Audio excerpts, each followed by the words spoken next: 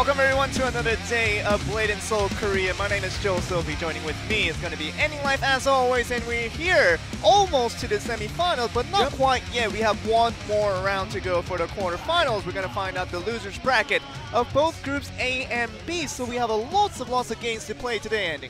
Oh yeah, we do have a lot of games for you, and you know what Joel said is very important because today, before we get into the semifinals tomorrow, we actually get the first two teams that get eliminated from this tournament. So yeah, it is a very important day. We already figured out who is the best team of Group A and B. So now it's time to figure out who is the worst of Group A and B. And at the same time, we've given second chances to all these teams, even if you did lose out in the first rounds of play. Of course, being the first week that started off Season 2, just the previous weekend. We're here now in Week 2. It's looking like we're kind of getting a settlement as to some of the teams that are looking better than the others. But here's the overview. That's where we are standing right now, Group A and B. Of course, the second place decider to find out the two teams from both Groups A and B all together that will join in the semifinals, which will happen starting tomorrow.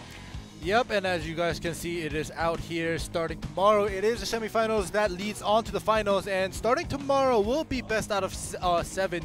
Until today, it's still best out of 5. So we'll basically just have 4 games of best of 5s. So hence a lot of games that Joel mentioned before. But I'm very curious as to who will get eliminated. It says today here that it's a second place decider, but for me, it's more important to see who gets eliminated.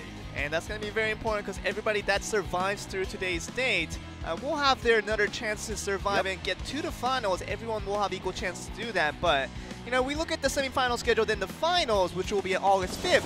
The week right after that will be the regional qualifiers to see which team from Korea will make it to the World Championship of 2018. That will be also important, but for the meantime, we're still at the quarterfinals where we're still at that set 5. Best of 5 format, and that set 3 will be that random roulette. Will be decided if it's going to be a tag or a single. But like I said, best of 7 ending starting tomorrow should be an interesting obstacle to go over. For the meantime, let's look at the standings for Group A. Yep, this is the standings, and so basically you just have to now look at where Anarchy is. That will be starting tomorrow. So, you know, we see how Anarchy has made it up there, but now you also get to see Group B. Same goes for Kudeta Zeus, who's all the way up there. But today we're going to focus on the teams that aren't up there, that are trying to make it up there. The other 3 teams are standing from Groups A and B, so we'll have 6 teams playing it out for 2 slots left over. Of course, everything will be decided then, and really should be important as to, you know, who are second and teams from Group A and also Group B will become, because this is our today's matchup. We're getting GFAM and Coup d'etat. Of course, they lost in the first round of that last week's schedule, and Yang Bang doing that same thing in Group B. They're going to have to go up against either GC Busan Red and IDEPS, depending on who wins that first matchup, because GC Busan Red and IDEPS, they've won their first round of play, but they did lose out in the final round of the previous week, meaning that the likes of Anarch and obviously Coup d'etat Zeus, they've already made it up to the semifinals, and they were 1 step away, but that just means that they have 1 more week of play to left.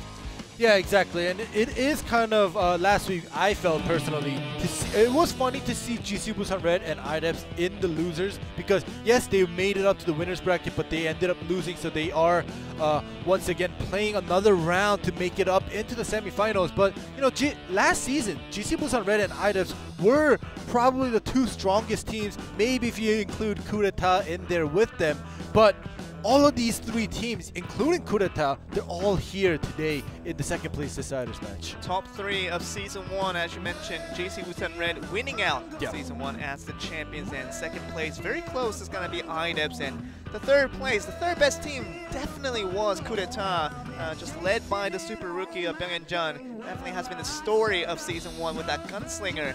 But now in Season 2, you do mention that these 3 teams that were considered in the top 3, not even in the, maybe in the middle 3? Maybe some of these teams are now in the bottom place of how we kind of see the teams all together. It seems like GFAM, a team that just came in just kind of randomly from Season 2, really troubled GC Busan Red in that first round, and really goes to show you that even if GC Busan Red had won, they got blown out by Anarchy in that first round of play, and that just means that, you know, if you can't even do well against a team like GFAM, which has kind of had their struggles in itself, just goes to show you that GC Busan Red is not the same team that we used to know. Exactly, and you know, to move on, since you did mention Anarchy just blowing them out, they are already up there in the semifinals with Kurita Zeus, but more surprisingly, Anarchy. This is a team that we always talk about. You know, they've been together for a long time. Probably the only team that stuck together for the past all of Blade and Soul. Former G Touring, obviously. Yeah, the former G Touring. But yeah, this team hasn't performed well at all. They've been the mediocre team, but now finally they've made it up into the winners bracket, won in the winners bracket to make it into the semifinals cleanly. We talk about that KFM switch over to the Soul Fighter has done them justice, but I think we're going to hear from the players very soon from this VCR, see what the players had to say incoming for this one, because GFAM, very interesting prospect, and to see if they can get further once again. They're going to be against coup d'etat today, see how they feel.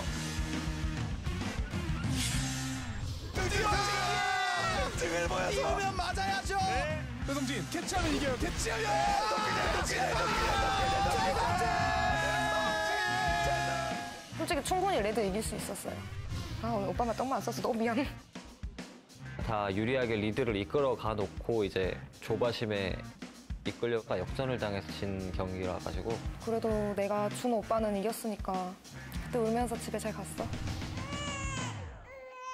아쉬웠던 부분들도 많고 실수가 너무 잦았었던 것 같아요. 컨디션이나 개인 기량이 저는 그대로인데 직업은 그대로가 아니더라고요. 모든 경기에는 운도 따라줘야 되는 거니까 뭐 운도 대회에선 실력의 일부니까 받아들여야 하지 않을까. 환경 탓 그만하고 그럴 시간에 연습이나 더 하세요. 약한 척 코스프레라고 하죠. 약호. 뭔 소리예요. 링검사를 집중적으로 공략을 해서 이길 수 있지 않을까 싶어요. 너무 약한 것 같아요. 링검사만을 노리지 않아도 아무나 처리를 해버리면 게임이 끝나니까 거기는. 그냥 떨어지는 거죠. 뭘 말해요. GFAM 팀은 권사도 약해요. 나와가지고 개쳐먹고 들어가요. 오 마이 갓. 아, 현기증 나. 아, 왜 머리 끌었던 거. 누가 그런 말을 해요? 언제까지 격사에 업혀갈지는 모르겠지만 많이 물러진 것 같아요. 지난 시즌에 뭐 아무래도 좋은 캐릭터로 재밌게 게임했으면 오늘 경기에서는 격사가 아닌 권사로 나와서 1대1 한번 했으면 좋겠네요. 뭘 바꿔 그냥 하던 거 해. 그런 거 없습니다. 아, 격사로 안 돼요? 나이스! 너무 짜증나. 저희 그렇게 만만한 팀은 아니에요. 지난 시즌에도 이제 아나키 팀한테 첫 번째 경기에서는 졌지만 끝까지 올라가서 3위까지 입상을 해냈었어요. 끝날 때까지 끝난 게 아니에요, 아직. GFAM이 어떻게 패는지 보여드리겠습니다. 날씨도 더운데 오고 가느라 수고하셨고 다음 경기부터는 또 편하게 시원하게 에어컨 틀면서 집에서 봐라. 4강 가자! 아무것도 안 하냐고.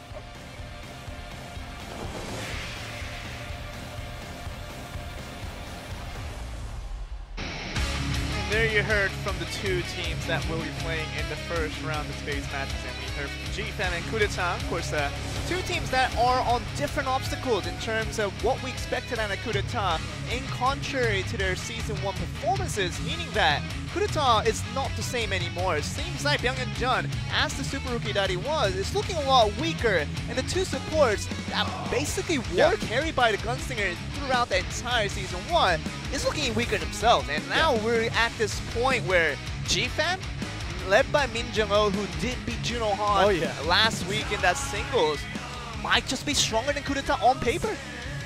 That actually might be true, and you know, we saw the VCR, and you know, it's sad to see that Byung-Hyun Jun, a player to such caliber, has to say it's not over until it's over. That's all he can say, because yeah, it is a fact that GFAM performed better compared to coup d'etat, beating out Juno Han, like you said, and you know, Suwon Kim on the KFM lost to Sungjin Choi, but it was very close.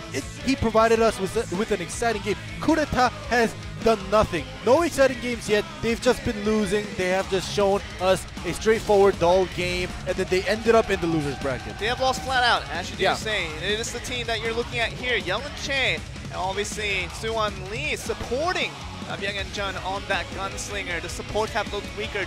Literally has done nothing in that previous round that we saw from them last week. Byung-Hyun Jun has looked a little bit weaker himself, even throughout all the tags and all the singles.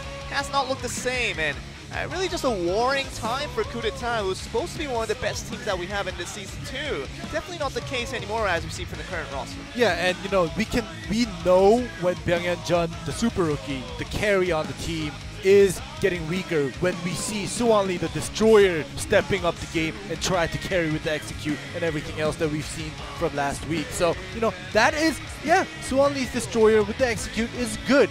But still, you do have Byung-Hyun, who was supposed to be the carry and you're supposed to be the support. You don't switch roles in mid-game. You just can't have the destroyer be the main source of output, of damage for Coup d'etat if you want to find success.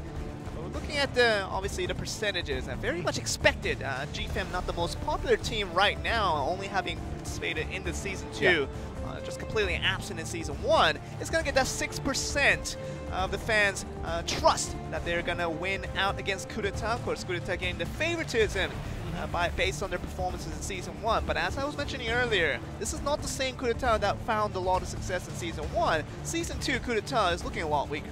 Oh yeah, definitely. And you know, I'm gonna be honest here, for a split second here, a portion of that 6% on GFAM is me. So I've never gave up my hopes on GFAM. I was very sad that they didn't come out in season 1, but I'm glad that they're back regardless of what happens here today. You know, they're a great team that sticks together. So we'll see how well they'll do to a quote-unquote a weaker Coup d'etat. And now we're looking at the composition. We're very much used to this now, but something that's changed. Byung-Hyun is going to be on the KFM, not on the Gunslinger. This is going to be something that's hugely different. I don't think they've tried this competition at least even once. Yeah, never. Throughout all of Season 1 and Season 2. This might be the first time where Byung-Hyun played the KFM on the tag matches. Might have been the first time to see that. He's played KFMs in singles a couple of times in Season 1, but Season 2 and Season 1 combined might be his first time, a debut, if you will, on the KFM on this tag match. Yeah, exactly. And you know, we also mentioned when Byung-Hyun brought out the KFM in singles last season, yes, he has played it before the Gunslinger. He has a lot of experience. I'm not going to say some experience. He has a lot of experience. But this is the first time, like you mentioned, Joe. We'll see how this composition works out for them. And let's see if Coup d'etat with Byung-Hyun not on the Gunslinger on the KFM will get the job done in game number 1. We're going to go to the tag match to see which team is going to come out with the event. Let's get the match underway.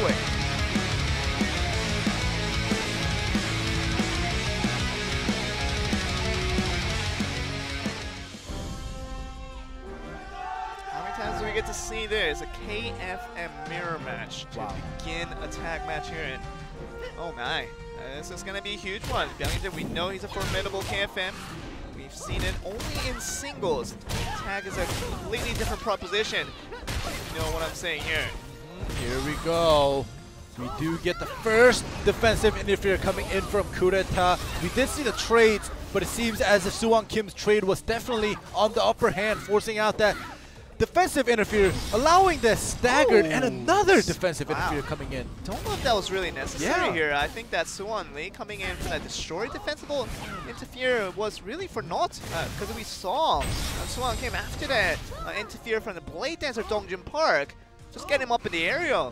Suwon Kim didn't even follow up. Yeah, exactly. Yeah, like you said, that was kind of weird, but we do see that tremor landing here for Suwon Kim here, giving him a hard time, Young Che.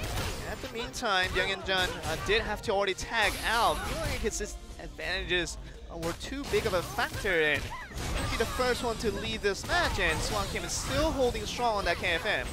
Oh yeah, definitely. Suwon Kim doing a lot, forcing out 2 tags, 3 interferes, just from Suwon Kim being on this field. And we were talking about Min Jung-ho being the hard carry against Team Busan Red last time around, but this one, it's going to be all about Suwon Kim for the meantime, and still very healthy as he's about to get the force tag in the next 15 seconds, and still got a lot of resources out, forced out from Coup d'etat.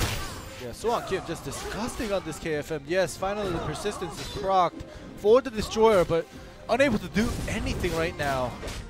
Definitely mission successful for Suwon Kim, and even getting that chainsaw on by Byung-Hyun is just fine, but Dongjin Park not too pressured. Does get that tab escape out, but otherwise still gonna be feeling safe to get this on. But a quick tag out towards Min Jung-ho means that that tab escape out gonna put the danger on towards GFAM here. Exactly, but if you see the points on the left and the right side of tag and interferes, you can still see that Kurata has been forced to use many more compared to GFAM. So definitely Suwon Kim, just by himself, just did so much. Basically already won the game for them if they carry it out this way. Okay, we're looking at this here. Suwon Kim coming in for the interfere. Gets Rumble him on the Base. knock-up, and Rumble B is gonna trouble out Suwon Lee more so to knock him away. But Jungle, you have to be careful here. Still has 5 seconds left before she gets her cooldown right back. But Escape now coming back forward, but it's gonna be Suwon Kim back out onto the field. All right, so we did see some quick tag outs from GFAM, but still they had the gap. They had the resources to use it, but now we have the KFM mirror match once again. We're seeing the stuns come through, just a back roll for Suwon Kim to get out, so he does have that crucial tab escape still available on this 1v1 mirror match on the KFM. Here we go, Rising Dragon connecting, forcing Suwon Kim into the air by Bang & Jun. Knocked down, and Suwon Kim finally does use a tab escape. Get him out, and a quick tag. Ooh, he tried to make something here. He knocked him back, put him in the air, and tagged out with that interfere. So 3 players just simultaneously just tagged out and interfered, tagged in. Try to make something happen, but it didn't work out, unfortunately. Oh, Bang & Jun finding it difficult to get out of this angle here. Still getting multiplies of damage, and even that lightning draw connecting for lots and lots of damage. And now it's going to tag out, but a quick strike coming from Young Che. As soon as he tags in for that Warlock and up into the area with a lot of Hobas, it's going to get an initial good damage onto Dongjin Park. Definitely. You see what Dongjin Park will try to do, but Minjung in the meantime does get tagged in. Dongjin Park using his final tag point. So yeah, the tag points are pretty even, but the interfere points are still far apart compared to GFAM. Oh, Minjung, you have to be careful. 50% health and does use that tab escape. Might just have to consider using that last tag point. Remember, no time distortion, nothing like that. For GFAM, just means that whenever you do lose your tab escape, you have to be extra careful. And Young Chen finally trying to just take advantage of the situation as much as he can. We do see Minjungo's cat trying to do work, sticking to him while Minjungo's all the way in the back. She wasn't even on the screen. Here we go. Look at the damage taken. Heavily damaged now, and finally does tag out in time. Young Che finally has to use a final tag point to get out of that one. Well, definitely a necessary tag from Young Che. But look at the points. There's so many zeros. There's just one tag point of Sang-won Lee. The stun that comes up, but it's going to be escape with the tab escape. Suwon Kim does come back out, meaning the danger was there for GFAM, and finally used that last tag point to Minjung. Oh, Suwon Kim has held himself up so far very nicely. This time, this Summoner coming in for the damage all day. No interferes. Bang & Jun, literally no way to get out of that one. Remember, no escape for him. No tag point and nothing to do with that. The ultimate does connect for a bit, but the counter ultimate does not connect on the other end. And very, very close. If he got an inch closer to that one, that would have been a dead Bang & Jun. That would have. And that was very close, but we do have Dongjin Park here trying to finish the job on Bang & Jun. No interfere points and just one tag, which is Suwon Lee in bench. So basically Bang & Jun is all by himself for the next 40 seconds. Okay, but Dongjin Park does have that Suwon Kim interfere possibility if that does become a necessity, but Bang & Jun still holding his ground pretty well, forcing out the tab escape with that stun, and still moving strong here. Bang & Jun doing pretty good against Dongjin Park here, but okay, the ultimate is standing ultimate, but it's gonna be good enough. Gotta get on the back end of that blade, and that's gonna be good enough to knock out the KFM and Bang & Jun. First man out already, and the destroy ultimate is gonna be good enough to connect, and that's gonna be Suwon Lee getting the counter kill on the other way. Minjung will force that onto the field. All right, this is not supposed to happen from GFAM. GFAM definitely had a huge advantage coming into this game, but now it's evened up. Minjung has to be careful, just doesn't want to get caught up by that wallbang, but still, all the tab escape found. Minjung in a very dangerous situation. All right, blue buff there, the dig. Suwon Lee interferes in, but unable to do too much for Minjung. This is Minjung's chance now just to poke from range and try to get the destroyer away from her, and finally does get that force tag in. Means that Young Che trying to come back with the counter and puts her into the area, wants to get into the shackles, and that's going to be good enough to knock up the second person from GFAM. Suwon Kim is going to be the last one to stand, trying to go for this 1v2. Something that we did not expect from Shackles GFM once and- again, and that's going to be the end. And gosh, Suwon Kim, yeah. I don't think he's going to be standing much longer after that. No tab escape available for the KFM. It means that coup d'etat with the 2 members they had left remaining, mostly due to Suwon Lee holding his ground very well and Young Chen putting out the damage with continuous shackles up in the air. That's a lot of damage going, and that's going to be coup d'etat picking up game 1. Yeah, that was a very close game. In the end, in the beginning to the middle side, we did see GFM's advantageous side. Suwon Kim putting out damage, forcing tags, forcing interferes, giving his team advantages. But throughout the whole game, when it became the late game, they could not make that into a win. And you know, it's very unfortunate because Byungyeonjun's KFM was unable to do anything compared to Suwon Kim's KFM, but they ended up winning still because of the 2 supports like you mentioned, Suwon Lee and Young Che doing a fantastic job. And it wasn't really about Byungyeonjun in that game, it was mostly about the support. You were talking about Suwon Lee and Young Che doing their part to put out the damage and really doing well to win that game 1. And we gotta put our words towards Dongjin Park, the blade dancer for GFM. Really not contributing to much, and quick tag outs every time he comes in means that basically GFM was playing a 2v3 throughout the entire game. And you know what's going to happen from there. He basically is going to be the one to lose out. Yeah, so that ult that we just saw for a split second from Dongjin Park killing out Byungyeonjun was basically all he did here other than use up GFM's resources. Very unfortunate. Suwon Kim and Min Jung-ho tried their best. I hope Dongjin Park can kind of contribute, like you said, Joe, more to the team other than using just an ult when it's charged. That's what's going to be very important. You're not trying to just be the ult bot. Every time you come out to the field, you're not going to have the home run ult every single time. No guarantee that will hit as well, but we do see a picture of Caster Jun, obviously the main caster here at the Korean desk. We're still looking at this side here. Coup d'etat, are they still a strong team worthy of looking at? And is that 94% or so of the win prediction that they got, is that good enough for them to still win through?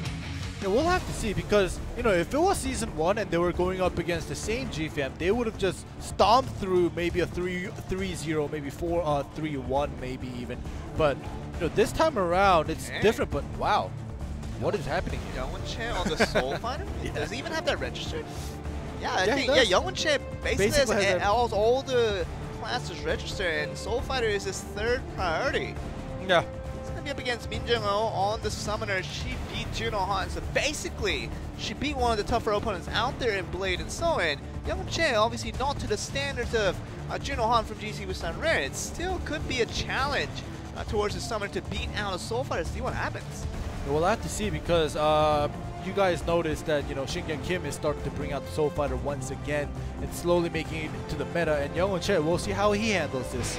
We're going to get this already, and Soul Fighter for Youngwon Che for coup d'etat for a possible 2-0 advantage if he can beat out Min Jung-ho on the Summoner. We're going to find out if GFM can hold on and even things out, or coup d'etat just going to run away with the lead. We're going to find out in this next match.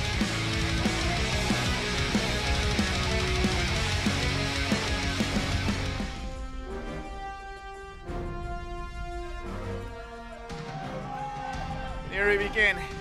Second match here. Min Jung-ho is trying to find a retaliation for her team. She's done her part definitely in that tag match from game 1, but really having to fight a 2v3 altogether became a complicated thing for her and the rest of the team. Yeah, and you notice Youngwon Che's escape was taken out by the cat. I don't know if you wanted to use it like that, but this time around, Min Jung-ho taking the brunt of the damage. We're going to see already, but the cat still constantly distracting. Puts him out on the ground, and Youngwon Che taking all that damage from the Summoner. You talk about that Rumblebee being so strong. Another knockup by the cat. Min Jung-ho frozen, but here we go, she continues the damage. You can see still having that escape from Youngwon Che means that he's going to be safe for now, but to wait for that Rumblebee damage to kick in, he might not just be able to use that escape. You talk about the exact one situation I was talking about. Maybe that Rumblebee is too much for Entertainment, but look at this! The counter damage that's going to be coming through in the air. Min Jung-ho is going to be surviving for the meantime. Just a little poke all to do it. Heals back, and Youngwon Che is on the sliver of health, and he's going to go down. Min Jung-ho once again pulls out the clutch, and she is a true carry for GFM. Definitely, she's just undefeated in singles right now. And Youngwon Che, like I mentioned, using that early escape when it was just the cat getting that knockdown. I don't know if that was necessary because that took out 80%, maybe just 70% of his health without the chi burst healing him. So right here, right now, we just saw it. That's super early. The 10-second escape that happened within the 10 seconds into the game, that was just very unnecessary. Just giving the opening to Min Jung-oh, that was the start of his loss. And we know basically a summoner can put out as much damage as maybe an assassin in a 1v1 scenario if you do have that escape gone from your opponent. And we saw an example right there. The Rumble Beast constantly with this just pushing you down onto the ground, and constant damage from afar means that you're gonna get an HP ball like this to your Young Che. That was very close counter though coming from Young Che. Almost made it happen, but Min Jung-oh definitely knew what she was doing. Yeah, that heal, and she used that escape at the perfect time to get out of there with the backstep. So, no, a great win for Min Jung-oh. It just gives a false idea to your Young Che if you're thinking that you can put out all that damage in time, but that crucial heal that we were talking about from the summoner, very nicely done by Min Jung-oh to just keep him off guard. And we're gonna see this roulette stopping at singles, just right barely. So we're not gonna see Min Jung-oh nor Young Che on the Soul Fighter, but we will see one of their teammates trying to make an opposition here. And I would just have to imagine it's gonna be Suwon Kim on the KFM, something very much expected. But can we get the very much the important, maybe a mirror match against Byung-Hyun on the KFM on the single? It could be a possibility. He doesn't like to play the gunslinger that much in the singles, but in this 1v1, will he bring out the KFM? We might just get a KFM mirror match in this second round.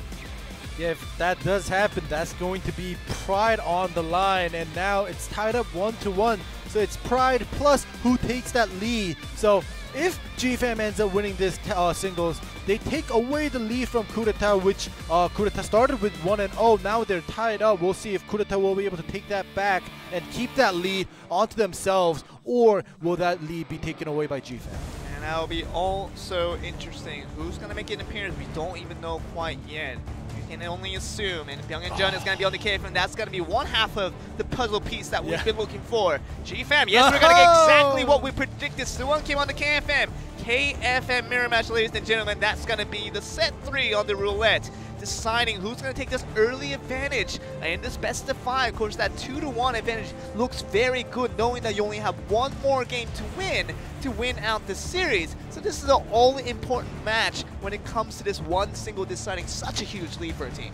Exactly, and you know, I'm so happy that we can actually have a chance to see a KFM mirror rather than a Warlock mirror coming in from last year where, you know, everybody just started playing the Warlock and everything was a mirror match whenever it came to singles. But finally, we're kind of back to the old school and we do see a KFM mirror match here. We're seeing a lot more classes being a lot more viable. That means that the KFM mirror match is now becoming a possibility in this game 3 between GFAM and Coup d'etat. Let's see who gets the big advantage. Let's get the match underway.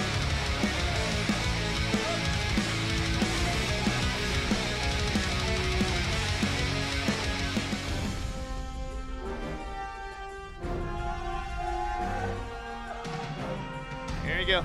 KFM, Kung Fu Master. We don't get to say that very often, but in a mirror match, it's less so of a predicament, but we're here once again. See what we're gonna get. Suwon Kim pulls the first strike, putting a John. No counter coming from him quite yet. There he goes. There we go with the flurry, putting him into the air. Suwon Kim taking that first strike. Okay, that stun that comes through. It's going to continue on for another aerial. Can he just go for another aerial here? The third aerial that might just come through. Let's go for a stun right away and just go for the damage directly. No, but back roll. No need for a third aerial when you can just put in the damage right away. And now it's finally Byung-Hyun's time to counter, but there we go. If he's unable to counter, I was going to say Suwon Kim's just going to take away with that win, but here we go. That continues on, and finally back roll chase. Back roll, and back roll chase does come out, and you also have the tab escape. Suwon Kim, you just have to be just mash that tab button, just get out. That's what we're gonna get. And Suwon Kim taking too much damage. That's a little bit more punishment than he's wanting. Ooh, that was a lot more punishment that he wanted. Oh, Byung-Hyun still has his escape. Okay. Rising Dragon. Very important, the stun that comes up. This might be it. And the tab escape finally comes through. No chase. No chase. Okay, that was good. point, the back roll does happen, and it's going to be the more important Suwon Kim. Byung-Hyun very close in stealth, and we're going to see that one stun making a difference. Into the aerial that comes in, the knockdown should be good enough, and one more hit, that's going to be the one to come through, and nice back row chase. With that uppercut, Suwon Kim is going to be able to pick up the victory, and now coup d'etat is going to be on the behind, a 2-1 going deficit. Yeah, definitely GFAM takes away that lead from coup d'etat. A super close game. Byung-Hyun definitely knew what he was doing as well, but unfortunately, Suwon Kim, being the master of KFM, he knew what to do, and he knew exactly the timing of what Byung-Hyun was going to do and use. And it was a close game when Byung-Hyun countered, but in the end, Suwon Kim coming on top of it all. Sometimes we come across a story of an apprentice beating out the master, but this time, the master still remains the winner above the apprentice, and Byung-Hyun, the newer KFM into the realm, is not going to beat out the original and the best KFM that we know from Suwon Kim. Been around GFAM for a long time, but has made himself individually a legend in this KFM scene, and still looking just as strong as 2018. Yeah, you know, when the apprentice beats out the master, that's when the apprentice knows the secret. Suwon Kim, the master, taught everything to the apprentice except for one secret, and that one secret is why he won here. And he, we'll never know until he tells us, but that actually gave him that advantage of the combos and what to come, how to calculate, and that gave him the victory even with the slimmest of a health. And look where we are now, ending set 1 going over to coup d'etat. Means that they were on a good roll. If they could continue through, they could just get a clean sweep, but now this 2 consecutive wins going over to GFAM means that one more round needed for them to finish all, and coup d'etat is now on their heels, really just thinking about what they have to do to win out this next one just to stay in. Yeah, just because they lost 2 in a row, they shouldn't lose confidence, because they were definitely a winner of that first set 1 of the tag. So, they've only lost in singles. They didn't lose in tag yet, so they have to believe. Byung-Hyun on that KFM, really not much of a force. In game 1, we have to be honest, and it was really carried by his supports with the Destroyer and the Warlock, obviously from Suwon Lee and Youngwon Chen, but this time around, it's still sticking with it. Feels like the KFM is going to be viable, really. That game 1, really no use. Game 3, he lost his singles, and game 4, he's returning back to it. I just wonder if he just wants to go back to the gunslinger, but now he just not having any chance to do that anymore. Yeah, and we'll have to see how this KFM plays out in this last match, potentially the last match if he loses. It's going to be the last match for coup d'etat. If they do lose out, it might not get that second chance to use a gunslinger, but will coup d'etat and Byung-Hyun not regret this chance? We're going to find out this next match.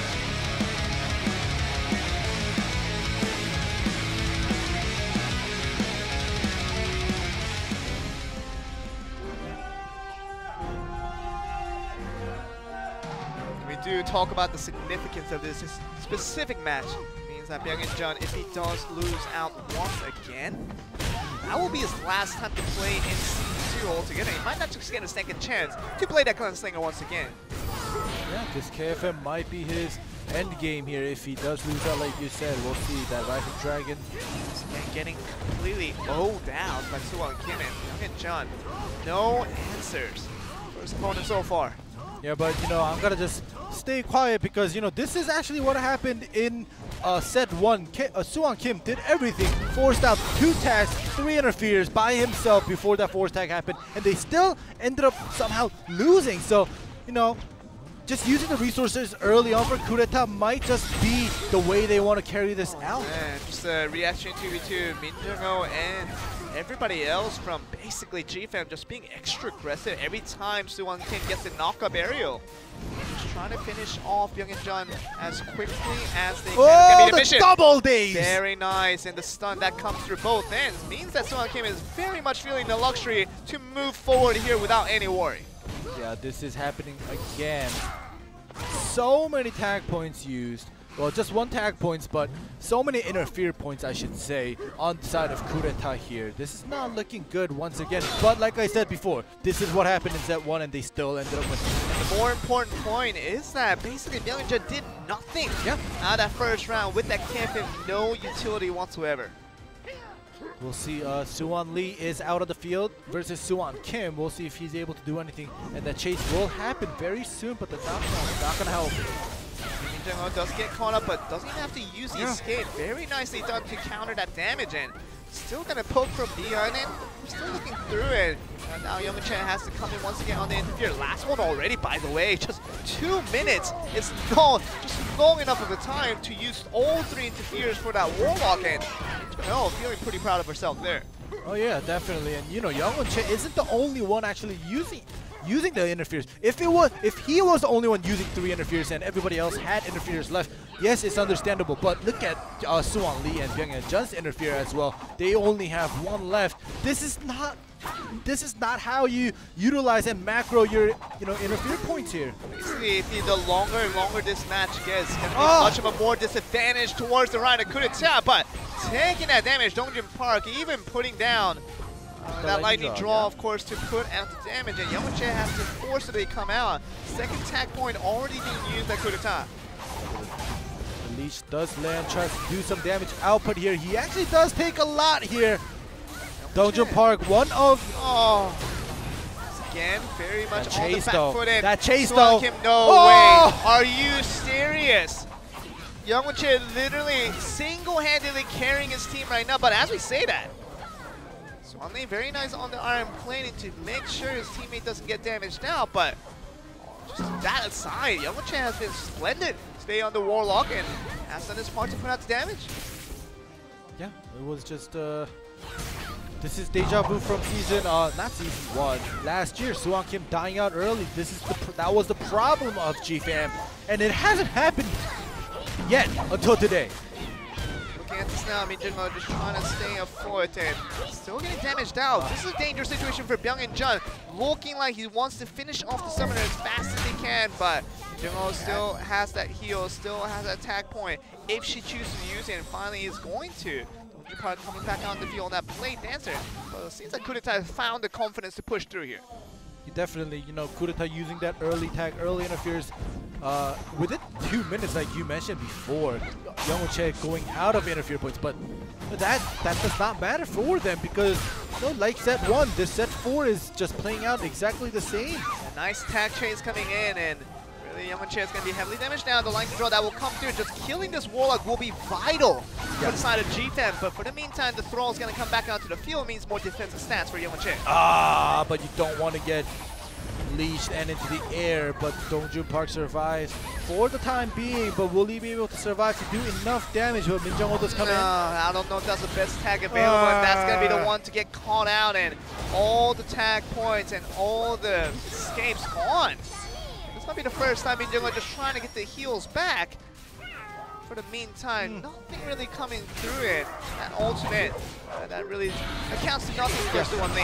And right away, just a complete jab onto the face. And that's going to be Suwon Lee knocking away Min Jung-ho and looking like GFAM might just lose another tag match here. And this will be a 2-2 if GFAM does lose. Dongjin Park not giving up, trying to do his best. 1v3 though? Go. How are you going to pull off a 1v3 with the Blade Dancer? And with the performance that Dongjin Park has been showing all day, very unconvincing that he's going to be the one to get this done.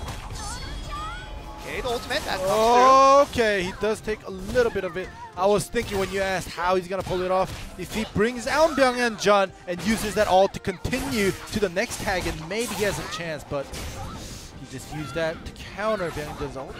Dongjin Park is working really hard, just trying to get 1 kill away from the board, but he needs 3 of them. That's the problem here, and I just don't see Dongjin Park. He does get the second area, he's going to have the lightning draw, and almost knocks away Byung-Hyun Jun. It's going to be one of the 3 steps away from doing it, but he's just wasting a lot of time. It's going to be Byung-Hyun Jun stall time to make sure they get those interfere points back.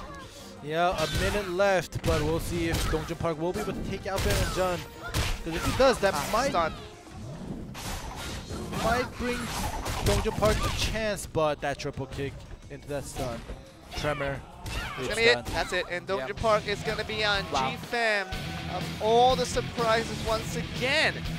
They were on the lead in the beginning of that game for just as much, and find themselves losers once again. GFAM, they need to work on their tag game a lot more, and it seems like communications are being thorough on the side of GFAM, but for the meantime, disappointments all the way as they lose another tag match.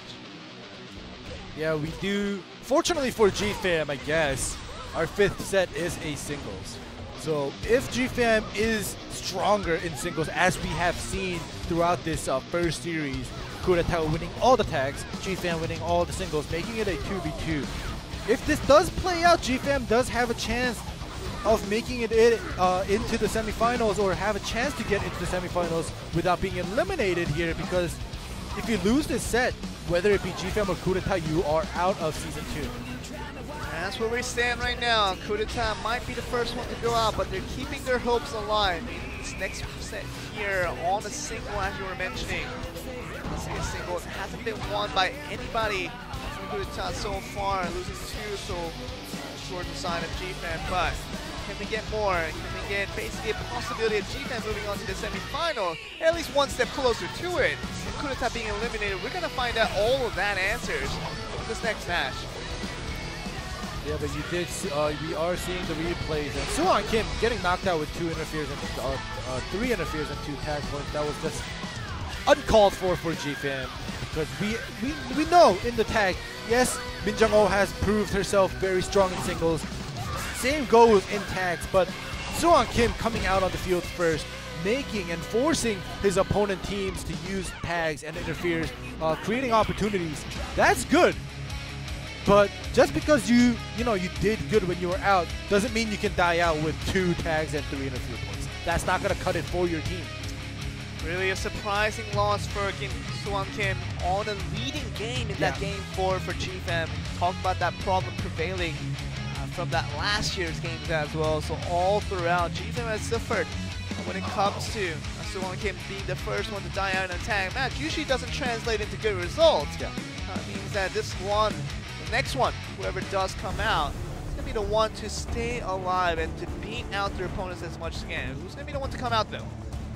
I have to see, this is the ooh. In general, the Gunslinger, this is the interesting one. Who's he going to be up against? Suwon Kim, okay.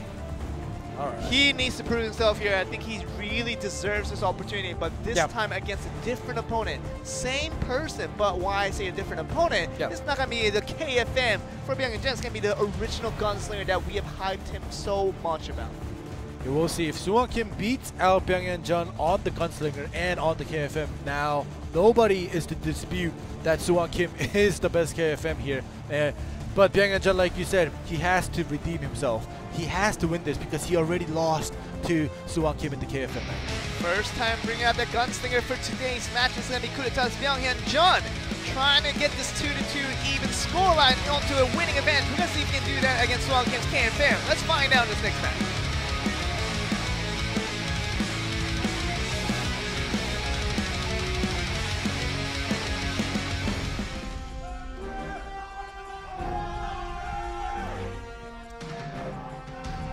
Byung-Hyun Jun, can he do it with the Gunslinger? See, we know how strong Byung-Hyun Jun's Gunslinger is. So. Shadow, by the way. Yeah. I think he's only brought the Shadow Gunslinger maybe twice throughout the entire Season 1. And here he is for maybe the 3rd time ever that we've seen him on the Shadow Gunslinger, not his most preferred flame Gunslinger. Ooh, actually. 50% health just casually like that. I don't know. Now it's Suwon Kim's time. There we go, the chase. Going to try to escape out of it here. Suwon Kim's just trying to look for the angle to go in. Does back roll out of that one.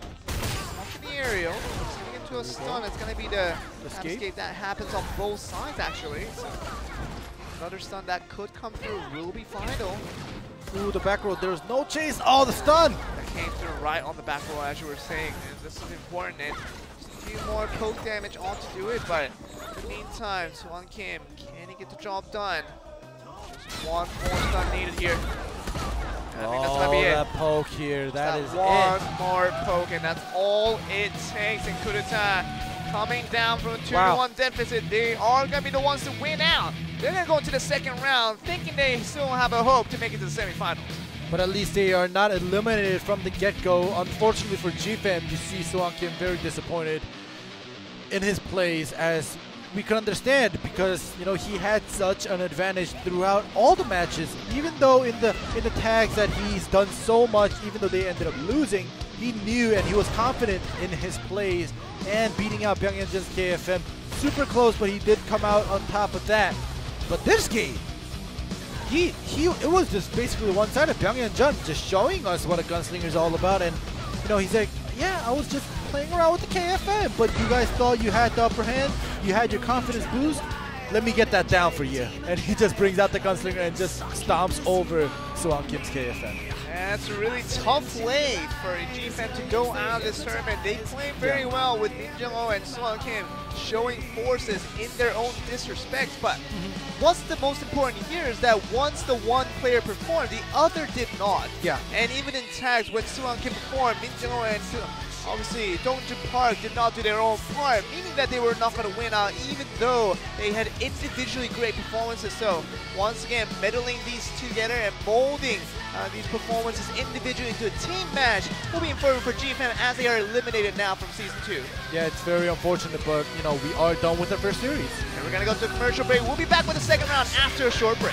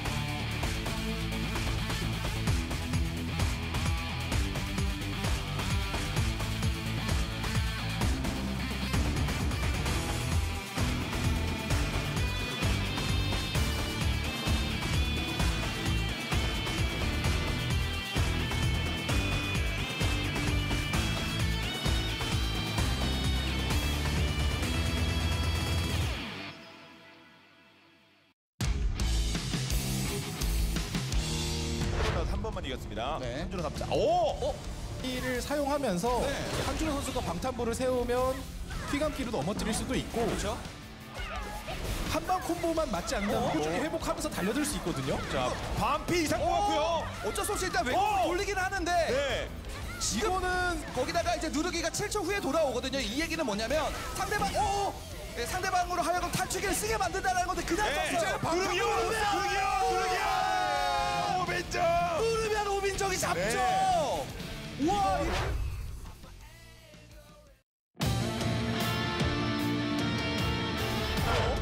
이게 뭐죠? 한기발산으로 네. 장악 넘기긴 했습니다만 이 걸리면 오! 따닥! 상태 잘랐고요. 따닥! 따닥 들어갑니다. 따닥! 이거 4번 반 들어가는 거 정확하게 맞춰오죠. 네, 체력도 한계가 와요. 여기 되면 죽어요. 자, 추가 캐치. 반격! 주고요. 네, 조금 더 밀어넣고. 김수환도 탈출기 써야 되고 써야 돼요. 스킬 빼놨어요. 네. 이건 아직 나에게는 체력이 있다. 탈출기 바로 쓰고요. 도끼가 나타나. 도끼 나에게 도끼가 물어. 몰라 이거 몰라요. 아직 자, 몰라요. 자, 한기발산 안 이거 들어왔어요. 몰라요. 자. 들어왔습니다. 김수환 기절. 안 돼요. 실패. 최성진 생명력 넘었어요. 돌고. 밀어내기. 그리고 여기서 띄우고요. 여기 한번 컷. 자, 집어 던지고. 네. 최성진 네. 캐치하면 이겨요.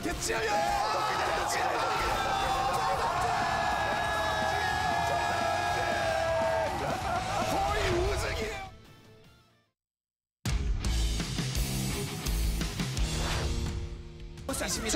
그것도 말 그대로 질 것 같지만 혹시 하는 마음이 네, 마지막까지 최선을 다해야 돼. 목숨이 붙어 있는데. 네, 끝까지 가야죠. 자, 왠지 조금이라도 더 더 하면 와 김다운 잘하네요. 김상훈 선수는 이제는 천천히 천천히 갈 시간. 갈려요 이거. 이거 3태 이상이 잔뜩 남았거든요. 네. 반피 4분의 1피. 아니 지금 여기서 근데 이거 모르겠어요. 이거 연말. 그래도 이거 판정 가게 되면 김다운 선수보다는 김상욱의 회복량이 좀 많다고 생각하거든요. 아까 풍독이 제대로 들어갔기 때문에 또 그리고 연막 말씀해주신 대로 많이 썼고요. 한번 밀어내는 대가 밀어내는 판정 밀어내는 판정. 봐야 돼요. 판정. 이거 그래도 보긴 봐야 될 것 같습니다. 자 김다운 2018년 문파대 슈퍼레그 준우승. 이거 이기면 정말 피해는 대박인데요. 이거는 와 김다운. 암살자의 회복량이 생각보다 많았거든요. 네, 거기다가 저런 식으로 이제 기동성이 굉장히 좋은 기관사긴 합니다만 권사도 강타로 띄워주고요. 또 야금야금 갉아먹기 들어가죠. 네. 또 돌려내서 돌리면 돌려. 1초 탈출기 돌아오기는 합니다. 띄워찍기 네. 하면은 걸려요. 그렇기 때문에 공중찍기. 그렇죠. 거리 그러기 캐치 좋았어요. 여기까지 좋았어요. 띄우고 저 띄워야죠. 네. 역공 타이밍. 탈출기 좀 이렇게 써주네요. 까지도 갈 수도 있어요. 그래서 최대한 데미지가 안 있는 게 일단 중요해 보이기도 하는데요. 지금 여기서 한개 데미지 폭풍. 타이밍이고요. 장기 폭풍 시원하게 들어왔네요. 또 띄워주고 여기서 마무리를 손인대가 진짜. 합니다. 이 맛에 기관사 하는 거지. 하지만 아직 나에게는 체력이 있다. 탈출기 바로 쓰고요. 탈출기. 도끼가 나가요. 도끼 나에게 도끼가 물어. 몰라 이거 몰라요. 아직 자, 몰라요. 자, 이밖에 안 이거 들어왔어요. 몰라요. 탈출기 들어왔습니다. 김승아 기절. 안 돼요. 실패. 재성진 생명력 넘었어요. 돌고. 밀어내기. 그리고 여기서 띄우고요. 여기서 한번 컷. 자 집어 던지고. 네. 재성진 예. 캐치하면 이겨요. 캐치하면.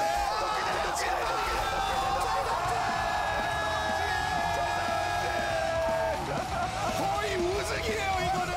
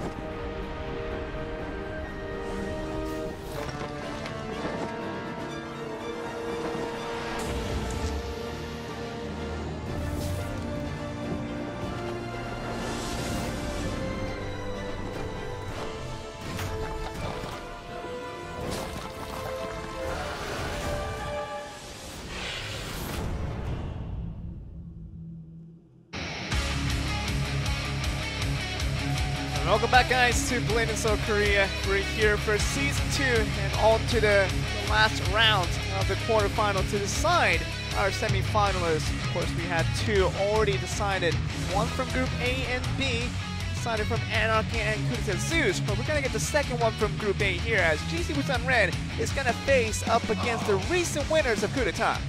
Yeah, we'll see how this plays out because these two teams, like we were mentioning before, Kudeta and GC Busan Red have been up to par in Season 1. They're both strong teams. You know, even though GC Busan Red did end up winning out the whole Season 1, Kudeta definitely was there to contest them.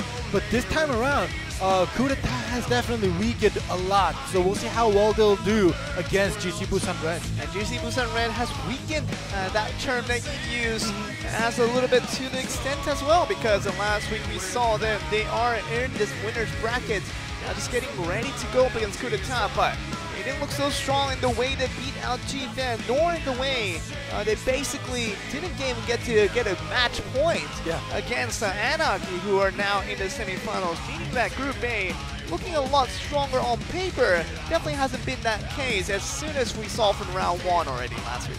Exactly, so many strong teams in Group A, but one of the least expected team to move up into the semifinals cleanly has moved out, which is Anarchy, and now slowly I'm changing my mind and my perspective on the team Anarchy with that one class change from Gyeongmin Park coming in to the Soul Fighter, getting rid of his KFM, so we'll see what happens there, but that will be tomorrow. So today we do have the leftover of Group A. This is the last match to decide, the last team to get eliminated, the last team to finally get up into the semifinals. And we do have to get through Coup d'etat to see who's going to be the better team out of them and GC Busan Red. But an interesting data we have here at Ending is that basically these two teams, GC Busan Red and Coup d'etat, they had to beat out GFAM to get to this stage, and they both did it in a 3-2 format.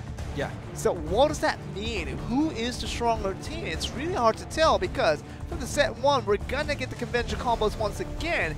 Very much a mirror match when it comes to the Gunslinger, Warlock, and the Destroyer. But we just doesn't know on the paper who's the stronger team out of the two. Yeah. We basically don't know. They have the same score against GFAM. You know, they both had a hard time, even though they did end up winning. So this is actually going to clear up some, you know, fog here, telling us which is the stronger team here within Coup d'etat and GC Busan Red that will make it up into the semifinals. But you know, Sang-jin Choi seems like he has a little bit of headache. Juno-han kind of tired, yawning here. Yute-san is probably the only player right now in GC Busan Red who seems just like he is ready for this game. We'll see what that means, though, because it's their first time here playing, but Coup d'etat, it's their second time. Yeah. Already went through a full best of 5 to get to this point, and just had a short break, about 5 minutes, and now here, getting ready to go in this tag match just once again. Routine performance by these guys, but over GFAM, they barely beat them out, so now we're looking at which team is stronger. It's hard to tell from the very beginning just by looking at the list of players, but we can expect no less. Obviously, we saw them find it out in Season 1 with GC Busan Red coming out on top. See if they can do it again. It's going to be another question to ask. Yeah, it's definitely going to be another question, especially with the same score beating out GFAM. The same score, the same composition. But, you know, I see something interesting. Yes. It's GC Busan Red versus Sang-jin Choi. Oh, was it? Yeah, they put the team name as No. the Sang-jin Choi. Maybe that's why his head's hurting, because he's having a system overload. It's like, oh, I have like 3 people under my head and I can't concentrate now.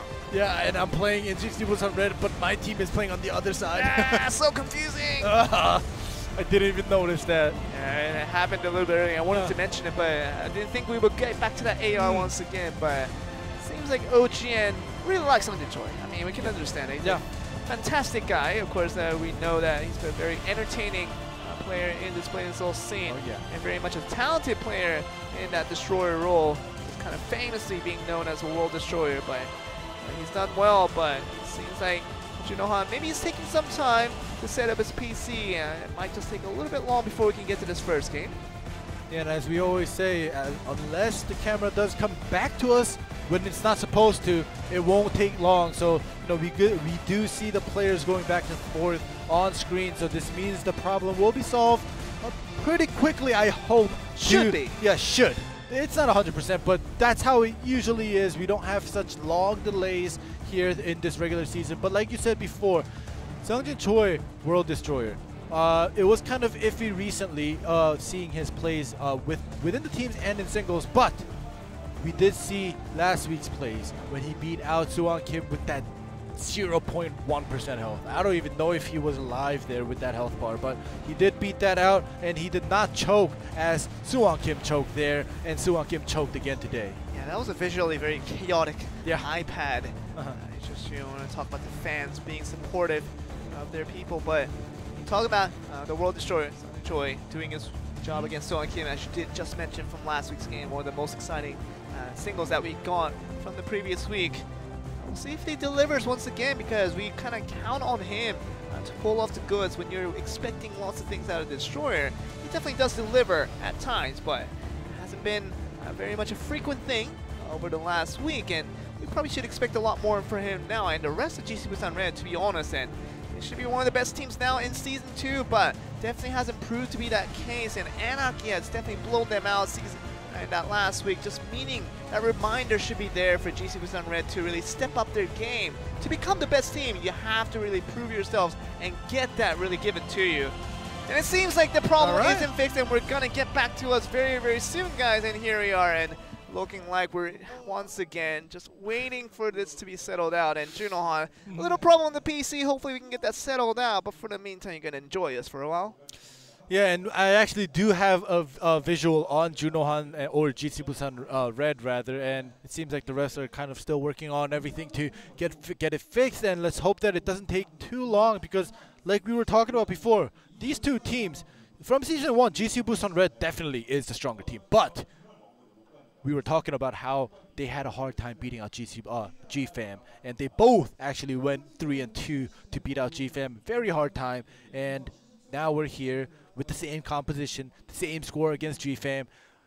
So this match today, right now, that we're waiting for here, is going to prove and separate GC Busan Red and Kureta. You know, it's good news though. Yeah, game is ready. I think we're gonna get to the game very, very soon. That's the call that I heard from the producers, meaning that we're gonna get to the very game soon. So GC Busan Red and Kureta, we are ready for that game number 1. Let's get to the match to see who's gonna get the early advantage in this best of 5. Let's get to tag match.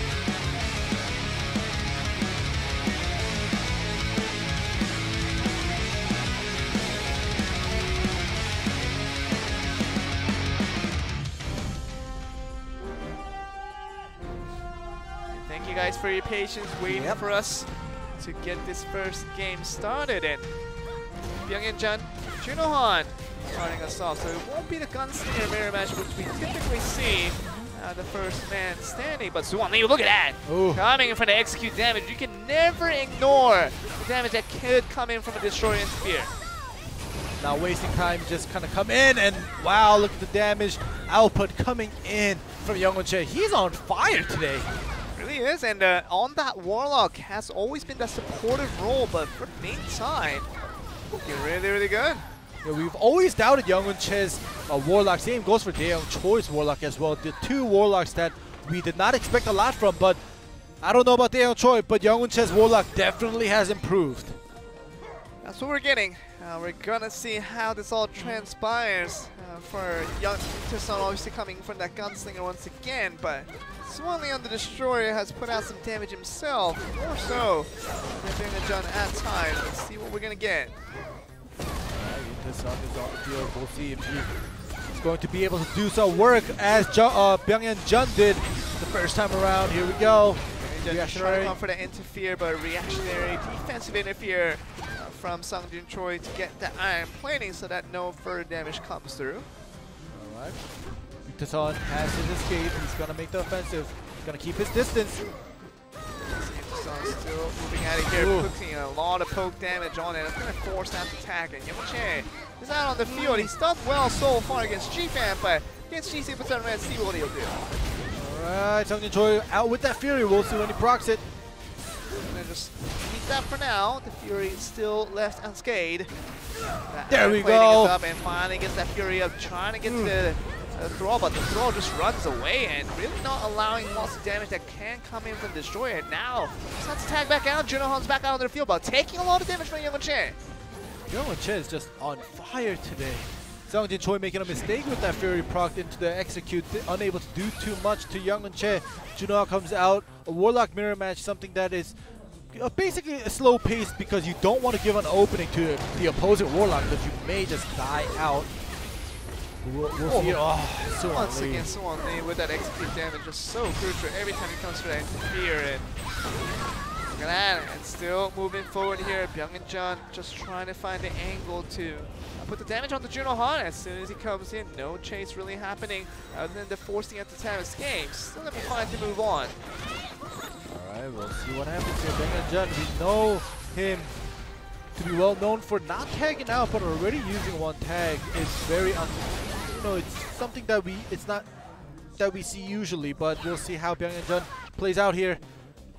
Bit uncommon has been his playstyle for the past few weeks, and now we're looking at this week 2 Byung-Hyun Jun. Has it improved? Has it gotten to the level where he doesn't really need to tag out every time he comes in? Can he just stick out that one extra minute to stay in this game to get that force tag out, which would be very vital for his team? See what happens here. Junohan supposed to be that formidable warlock here. We'll see if he's able to make any dents in Byung-Hyun Jun, because in 10 seconds Junohan will be force tagged out, and Byung-Hyun Jun is definitely going to chase that. Junohan just waiting for his time now. 5 seconds. He brings a thrall into his opponent, and Jun does get very, very close and just gonna wait for the attack to happen. No chase. It actually does happen. So very nicely done. So forces out the interfere from Yuntaeson, and still not gonna move forward here. Suwanlee comes back onto the field, so it means that Destroyer mirror match is gonna be the other way. Oh, the wall bang. Oh, Wall bang. Sungjin! Choi still moving forward here. Does get that back roll, and all the escapes are gone, just meaning that Suwanlee now has the advantage, but still moving through here. Youngwon comes out, saved for Yuntaeson. We do see a lot of the interfere and attack points being depleted now on either side. See how they'll utilize this. Youngwon, Yuntaeson, they both have 1 tag point left, which makes sense that they are out on the field. They're trying to burst down the thrall. Very good for now, and still gonna get the time distortion with the Sanctum on, and Che is gonna get his own back as using it for the self-use, but for the meantime, Che pretty quiet against Yuntaeson, see what he can get done, but still no damage really major coming out on either side. We did see that offensive into the reactionary 2v2 here with the interference coming in. Nothing too much, and Sungjin Choi try to approach Youngwon, unfortunately not connecting once again. Trying to go for the execute damage, but does not connect, as you're saying, not close enough. And Youngwon does get that poke damage away from him, and Yuntaeson still trying to come back, but now here, Yuntaeson has to be careful. Does go up in the air, but really careful situation where Yuntaeson almost dies out, and good of him to just tag out, yeah. A good tag out, I'm happy that he didn't get greedy to try to stay alive and stay out on the field to get a force tag, but Junohan definitely having a tag point left. The only one that has a tag point on GC. The execute damage, that does connect once again for Suwanlee. It's going to be enough to force the tag out, and Choi is going to be tagged out onto the field once again. A mirror match on this Destroyer. See what we're going to get. No tags for anyone now. Junohan only has that 1 interfere. He definitely has to make that an offensive interfere rather than a defensive. So to try to kill out Suwanlee or whoever is on the field, we'll see if that will be able to happen here. The Destroyer ultimate happening in just time for him to get out of there, and Suwanlee, he wants to be careful in the way that he manages the Fury Destroyer, but does get stunned up once again. No escape whatsoever, and this is going to be the one to get out, and that Fury Destroyer goes against coup d'etat on that instance, as Suwanlee is going to be the first one to die after coup d'etat. Alright, well, that last interfere point used by Junohan getting and confirming that kill on Suwanlee, making it a 3v2. But in the next 25 seconds, everybody will be getting an interfere point back, so we'll see if anything will happen within that time frame. Yeah, this is a very slow-paced game so far from both sides, and GC finally gets that crucial kill. It serves such an importance in terms of which team is going to come out with that game one victory. Of course, with Sungjin Choi still trying to hold on against Byung-Hyun Jun's Gunslinger. This gunner is going to have to just move forward, trying to put in the dollar damage, but not much room given by the Destroyer. Alright, there we go with the interfere points coming in. That interfere for that time distortion right away from Youngwon Che. I don't know if that is something that you want to use so rapidly without considering what the possibilities will be later in the future, because GC Busan Red still has 3 members alive here. Choi does get force tagged out, so very nicely done. Remember, no tag point for any of these players here, and saying that you're going to have to stall out the time to get that done. Byung-Hyun Jun still has 30 seconds left to go. Junohan, I'm sure he's trying to trouble him before he does get out for free. I'm going to see what the Warlock's going to do. There we go. The escape is used by Bing and Jun. Now it's time for Junon to try to connect a tether blade to make something out of this, but 8 seconds left.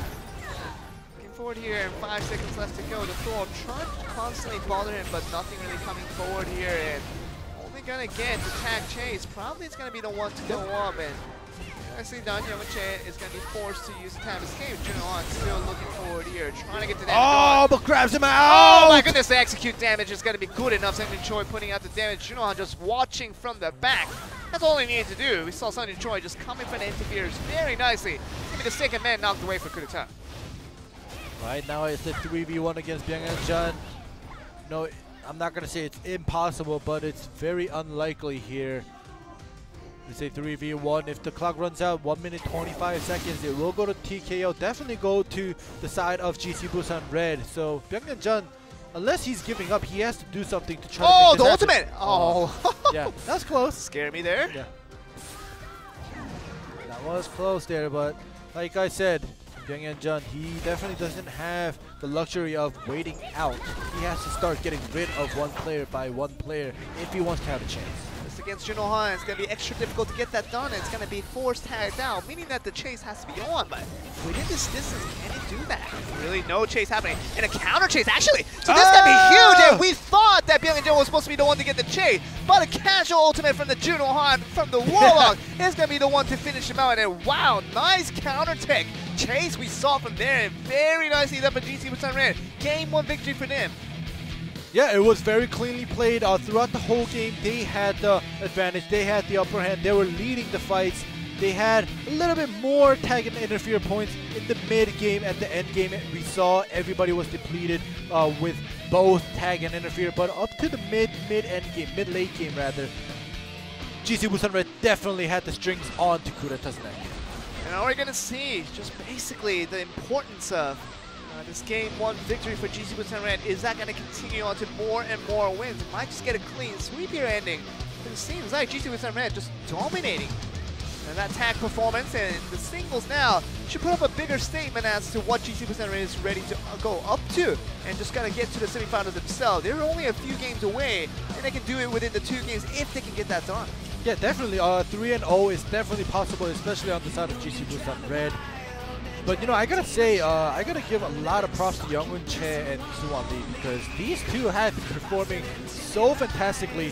Byung and Jun, supposed to being the carry, is kind of getting pushed back, and it feels as if Byung and Jun is behind the two, Suwon Lee and Young-Che right now. That's what it is. Young-Che and Suwon Lee is doing the carrying. That's not a good formula if you're coup d'etat. You're supposed to have the gunslinger carry you forward with the other two, the Warlock and the Destroyer, helping the gunslinger out to put out the most success that he can. But what's happening now is that the Season 1 coup d'etat is not the same as the Season 2 coup d'etat. Let's see a beautiful picture of GC Busan Red. 3 players, as we know, are having so much success in the careers of the Blade and Soul tournament up to many years so far. And 2018 shouldn't be any different for these guys. Looking for another great season. Maybe the key to go to the World Championship is going to be their next objective. Oh yeah, that is everybody's objective here. And you know, if what Joel said is supposed to happen or has a possibility of happening here, GC Busan Red will send out a strong singles here for this set 2 to make it into a 2-0 lead. We'll see who they decide to send out. But now it... Ooh. Oh my! Okay! Oh, you hear the surprise by the crowd? Meaning that the Destroyer mirror match is what we're going to get for Game 2. Usually we get these kind of matchup, maybe this is when the last game is on the line and Sang-Jin Choi has to come in for that clutch. But Game 2, you talked about important players making an appearance in this right timing. They just want to run away with this. They just want to get a 2-0 and get that confidence to maybe get a 3-0 and clean sweep just out the coup d'etat.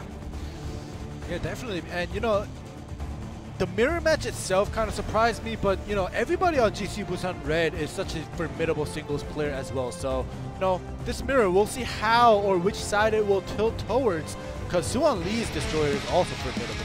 World Destroyer of Sang-Jin Choi is going to go up against one of the best performing players we have here in coup d'etat with Suwon Lee. See who's going to get the better of the Destroyer. We're going to get to this game too. Let's see who gets the winner.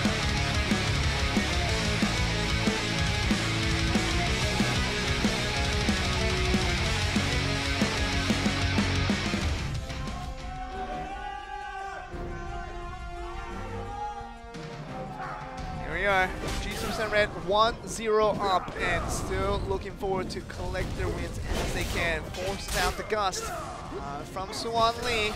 Persistence out of Sungjin Choi. Iron plating as well, so this is very important. So more escapes now on the side. Sungjin Choi, the World Destroyer, looking like he wants to keep on the pressure. We're gonna throw him up in the air, by the way. In the air, super high vertical from Sungjin Choi.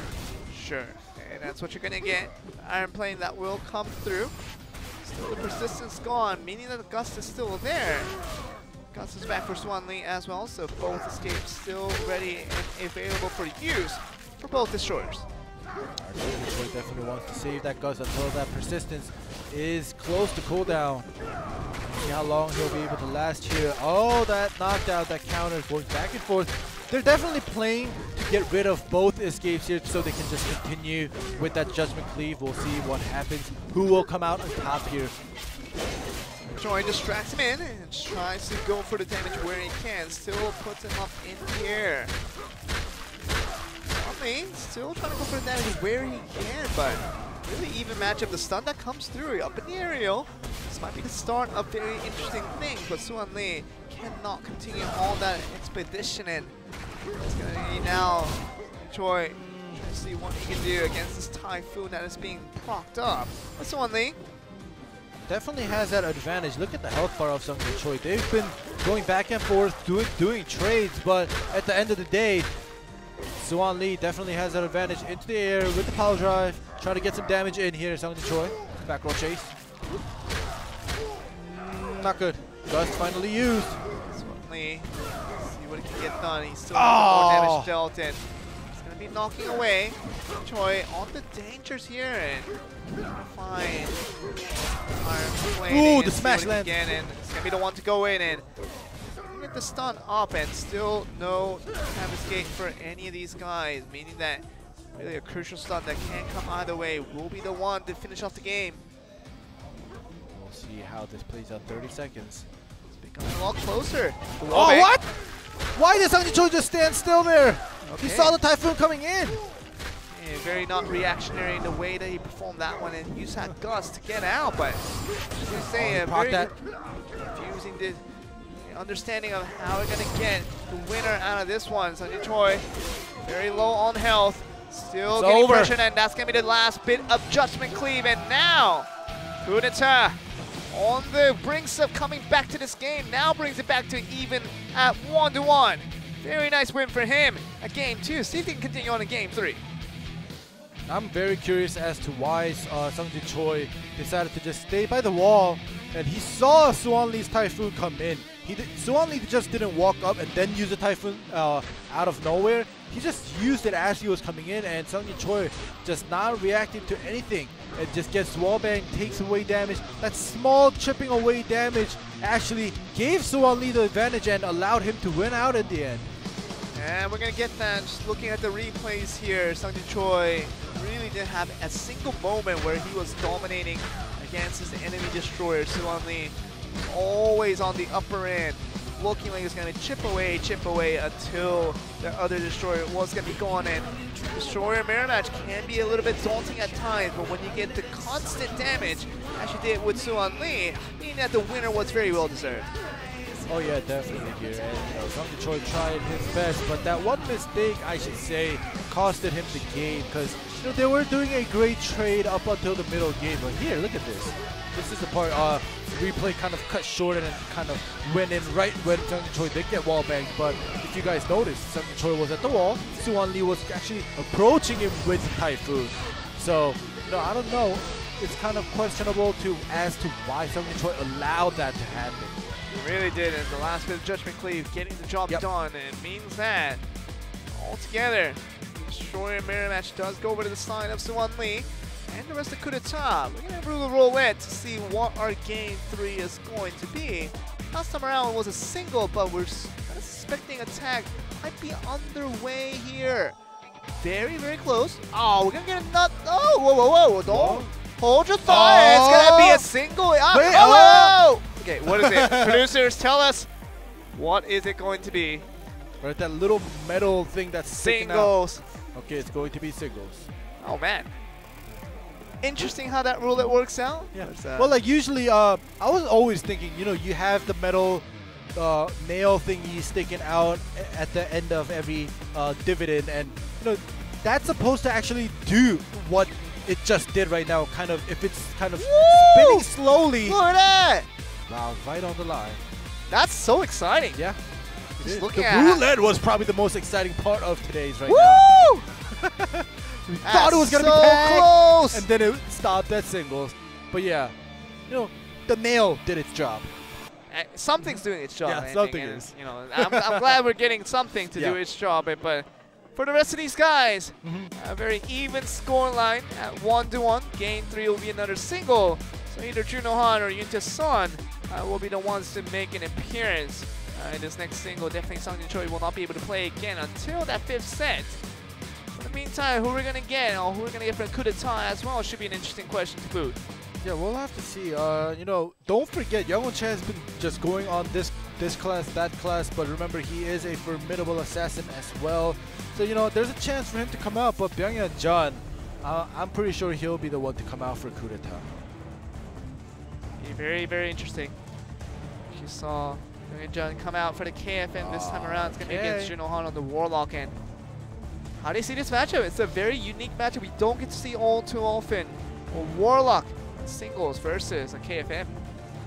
We'll see. Byung-Hyun Jun definitely has to get the timing right. Maybe land a couple of nice triple kicks there while the quell is up. We'll see if Byung-Hyun Jun will be able to time that, because, you know, we saw how well Soo-Won Kim plays, even though he did get eliminated here, unfortunately. Soo-Won Kim definitely makes even Junohan afraid on his Warlock, so we'll see if Junohan will have that same fear against Byung-Hyun Jun's KFM. And we're going to get the game underway, guys. So game 3 on the roulette, finally giving us the exciting another singles to decide who's going to get the early advantage in this 2-1 spectacle. Let's see coup d'etat go up against GC Busan Red to see who's going to come up with its winner in the singles. Let's get the match underway.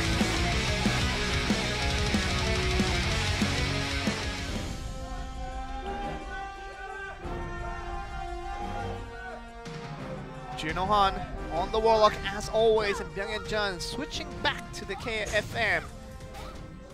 We're going to get as the winner here, ending. Should be very, very interesting of a matchup. KFM playing very aggressive. It's going to be all up in your face, literally what you're trying to do, and it's all going to be frozen up for the meantime. Nothing too much of a pressure being implied by Byung-Hyun Jun so far. That leech that will connect is going to force out the tab escape. But also that triple kick forcing out that escape as well from Junohan, Hey, but you no don't want to hear the Hobas. No escape, no escape, and that's going to be the thrall. Continue on, that's it. Yep. That is it, and Junohan collects the win, 2-1 advantage, and once again, Byung-Hyun Jun loses another single. I think he just should not bring out the KFM anymore. He's not very good. It's well, has the KFM worked out once today? Yeah, So for tag match and Jun, singles combined? nothing has worked out. The only time he's won is when he brought out the gunslinger. So, you know, that just tells us and tells him as well that KFM, no. Gunslinger, yes. It's a very simple equation. It really is, and just dominated. There's, you know, it speaks for itself. They traded the escapes, and then right after the trade happened, Junohan lands that Legion into the Tether Blade into the aerial, and as a KFM, you're basically done when you're out of that one single escape. Versus a Warlock.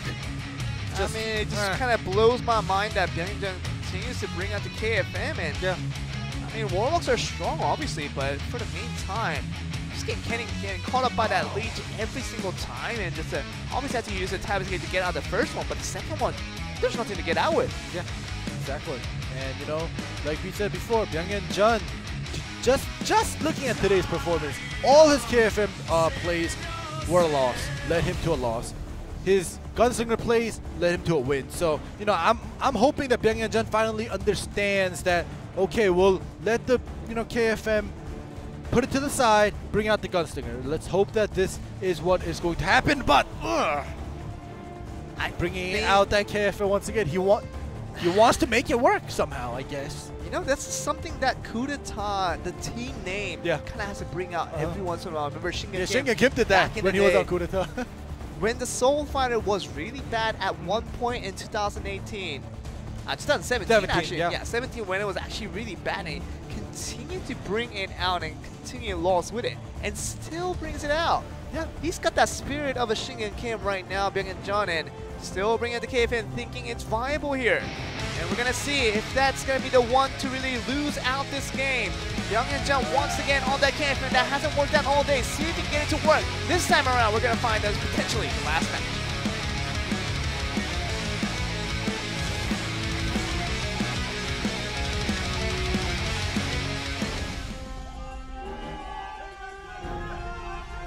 Usually the typical story here is that Byung-Hyun gets pummeled to pieces and tags out within the first round. Yeah, here we go. Yuntae-sun finally coming out on the field, knowing that Byung-Hyun's gunslinger is not there. So this just proves that, you know, we can already tell at least Yuntae-sun is scared of Byung-Hyun's gunslinger. But now coming out on the field, knowing that Byung-Hyun's gunslinger is not on the field, just gives more confidence to GC Busan Red. And obviously the time distortion coming through, and Byung-Hyun's going to be freezing himself for now. Otherwise, nothing really coming through in this first 30 seconds. Definitely trying to make this happen with Suwon Lee coming in. Not too much happening. 50 seconds until the tab escape comes back for Byung-Hyun. Yeah, nothing happening for now, and we're still looking at the 10 seconds time frame where Byung-Hyun has to be a little more careful, but Yusun really not going for any type of damage. Even the poke damage is not coming through. Once again, an interfere that comes in from Coup d'etat really resulting to nothing. Another Rising Dragon connecting though, defensive interference coming in. They execute? Yep. She does not connect. Yeah, does not connect here. Iron Blade in perfect timing. Here we go. Yuntae-sun was bought some time here. Youngwon Check comes in.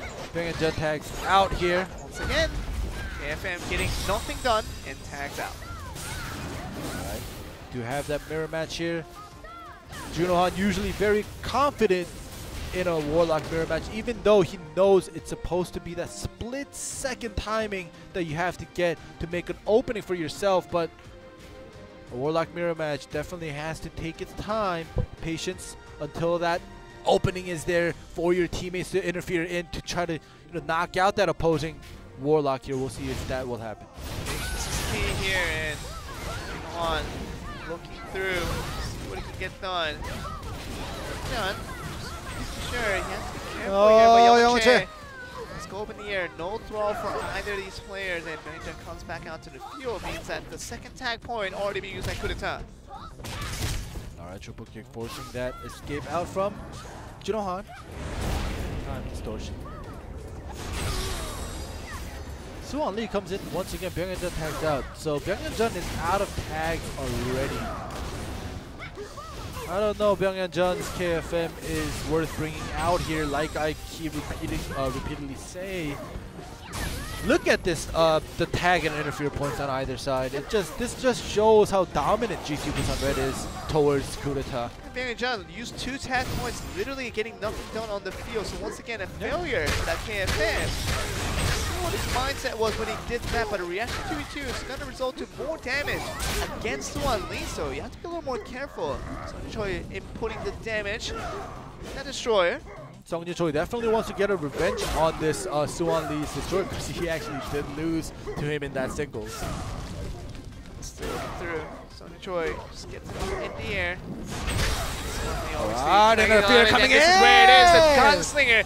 This is what Byung-Hyun was supposed to do for Coup d'etat, but he can't do that because he's on a KFN. Not going to putting that free damage on like Yuntae-sun just did against Suwon Lee. And one of the best players for Coup d'etat is already eliminated. Byung-Hyun basically saw Suwon Kim just do everything by himself against when they were against GFAM, and maybe I could take out 2 tags and 3 interfere points. That's definitely not happening here. We see Junohan being heavily damaged now by the interfere coming in from Byung-Hyun, but otherwise, very good chances for GC Busan Red to finish out the series right here in this game 4. Pretty much could be a possibility. We'll see if that'll be. Oh, but in the air, Byung-Hyun, look at the health bar just go down. And now he has to survive for 1 minute and 35 seconds. How he's gonna get that done? How? I don't know. He won't. I think I'm on the same line of Yeah. thinking with you. And John, he's definitely going to be pressuring all day, every day. He's being done. Warlock ultimate? It's not No. going to connect, obviously. Connect the Rising Dragon, cuts it off, but Byung Jun staying alive for the time being. But like we said before, it's going to be hard with you know, the way that Byung Jun plays this KFM is not really too defensive here. He tries to play it offensive, but Once again, look at this. is it. Junohan It's finishes him off, and literally, I think it's game over. Kudeta, Yeah. I think they made the wrong decision again to not go for the gunslinger for Byung Jun. No matter how bad it was a lot better than KFM at any time of the day. And once again, proving to us that KFM literally did nothing, nada, before the game all ended. Yeah, and you know, this is a 3v1 Yeonche. Definitely one of the players on Kudeta who's been performing well, even though his team has been on the downfall. Very unfortunate that he probably won't be able to do a 3v1. There we go. Yeah. Yep. And you know, like I said before, and like you said, like just before, like 30 seconds ago, the wrong choices, the wrong decisions have been made on Kudeta, giving them the loss. I mean, we know how unexciting this can be for how one-sided this was. Of course, they took one game away, and that one single Swan Lee doing wonderfully on the Destroy as he has done all season. And really, we thought that Byung Jun was supposed to be the carry, but all in all, Kudeta was really carried by Yeonche and Swan Lee, not by Byung Jun this season. Yeah, and you know, that did result in Kudeta as well as GFAM to be eliminated now from Season 2 of Group A. So, Kudeta, I don't know, I think they could have had a chance with Byung Jun's Gunslinger on the lineup, but I guess they had something else in mind, and now they know that whatever that was in their mind or whatever their plan was did not work out, and let's hope that finally, you know, they realize that, you know, it's not working out. Even though they're already out of the tournament. They're going to have to realize maybe by 2019, because I think if Kudeta doesn't make it into a fixing attitude, like, they might not just make it to the World Championship. I don't see them as the strongest team right now, and we're not only going to have limited number of slots to go to represent Korea at that World Championship happening very, very soon, but otherwise, all we're going to see the kind of the super rookie go down in powders, because it seems like altogether he has been very, very under-impressive. And what we're going to see from him in the future is going to be up for grabs. But for the meantime, they are going to be eliminated with GT Busan Red heading to the semifinals. All right, it seems as you guys can see here, GC Busan Red very happy that they are finally up in that semifinals bracket here. No, well-deserved, a well-composed team here. They knew what they were doing. They didn't change anything. They didn't surprise us. So, you know, very well done. But guess what, Andy? We're going to do this all over again. Group B action will be underway. Same thing happening. After a short break, we'll be right back.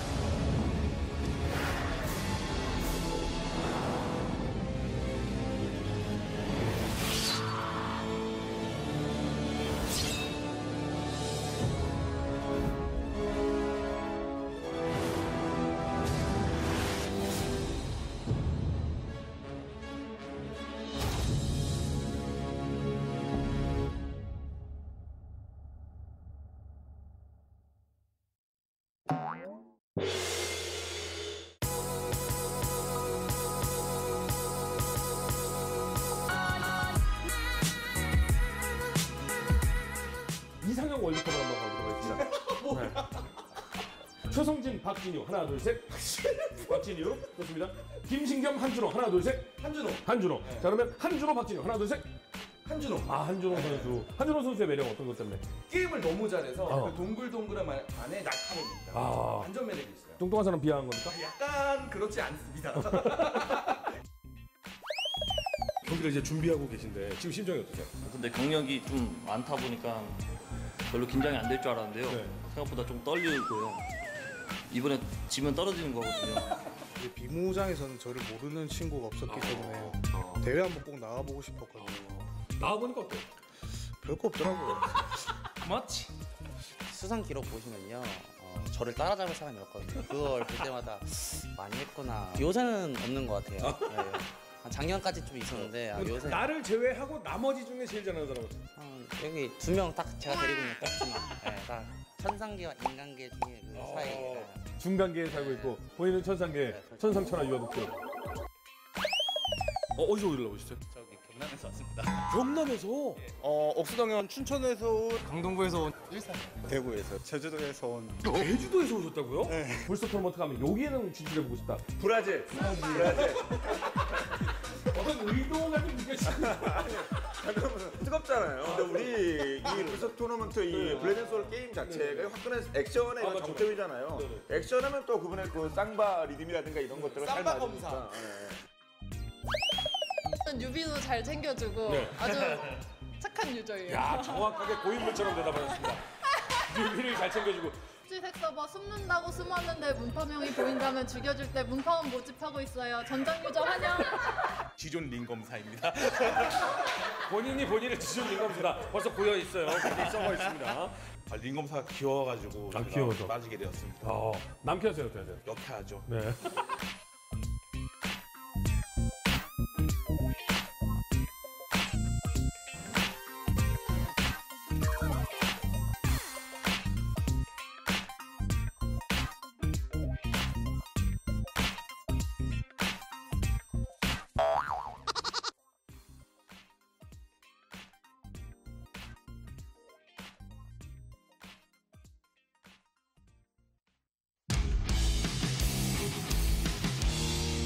한 번만 이겼습니다. 네. 한준호 갑자. 오!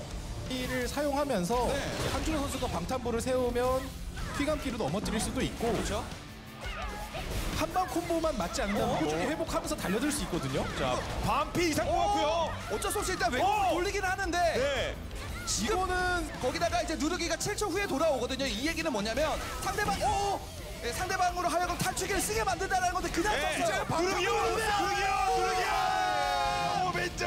누르면 오빈정이 잡죠. 네. 우와.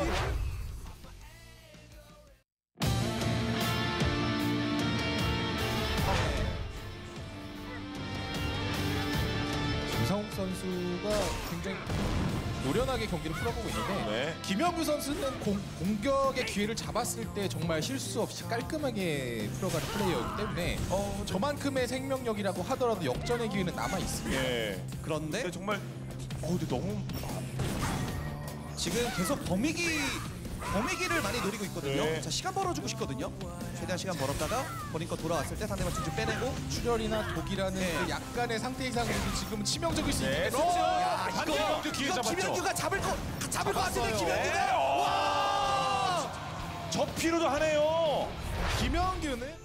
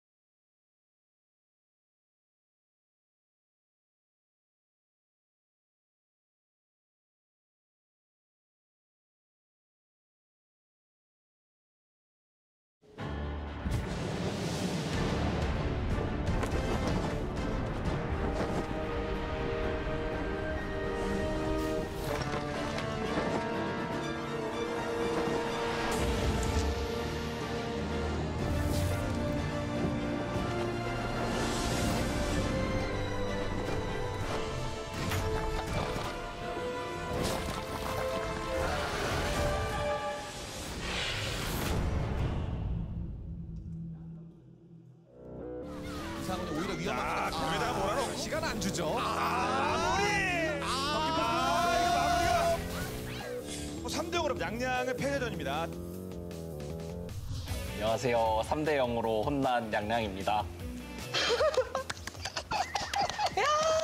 우리 가운데 있는 이분이 인터뷰 욕심이 있어가지고 그래서 내려온 거예요, 저희가. 게임이 아예 진행되지 못했을 정도로 좀 낮은 수준이었어요. 화장실 좀 갔다 오려 했는데 끝나가지고 제대로 준비도 못하고 바로 올라갔거든요. 1경기 없는 줄 알았어요.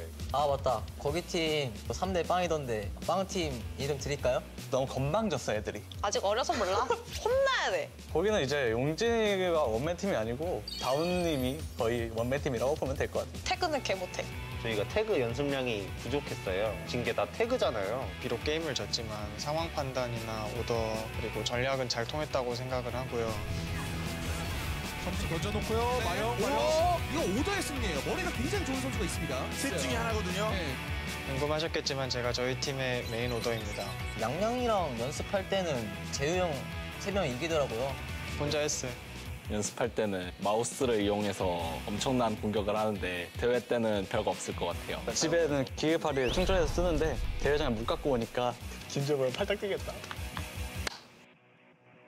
상훈이가 이제 양양 팀의 에이스인데 너무 많은 이제 하중이 쏠리다 보니까 상훈이가 엎어지는 경우가 많은데 특히나 검사하시는 이재준 선수가 끄령검을 못 맞추더라고요.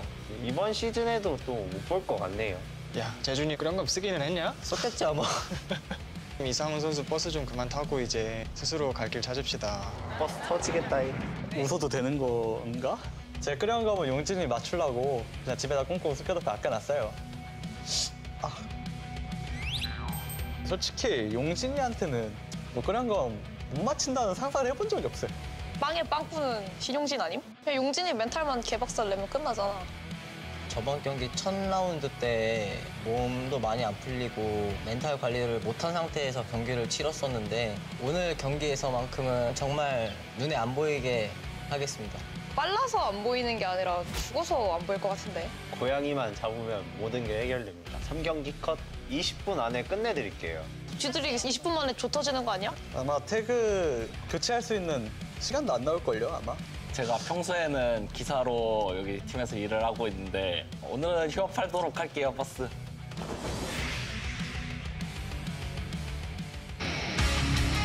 Welcome back, guys, to blade&soul Korea. We're back for Season 2, and we're still looking at who's going to make it to the semifinals. We've got the Group A settled and done with. JT Blue Sun Red advancing over Kudeta to meet up with Anarchy once again.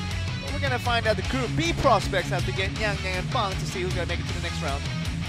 Yeah, we'll have to see who does make it up, but on screen now we do have Yang Yang, we have Sang-won Lee, Jejun Lee, and Jisoo Choi, and usually it is Sang-won Lee who does do the carrying on this team as we know it. Unfortunately for Jisoo Choi Summoner, her Summoner is definitely formidable, but I don't know, like, if I had to compare and choose between Jisoo Choi Summoner and Min Jung-oh Summoner, I would definitely go with Min Jung-oh Summoner, but I'm not downgrading Jisoo Choi Summoner by at all, but I'm just saying that's how good Sang-won Lee is on this team, because he is the carry on this team, even though Jisoo Choi is pretty good herself.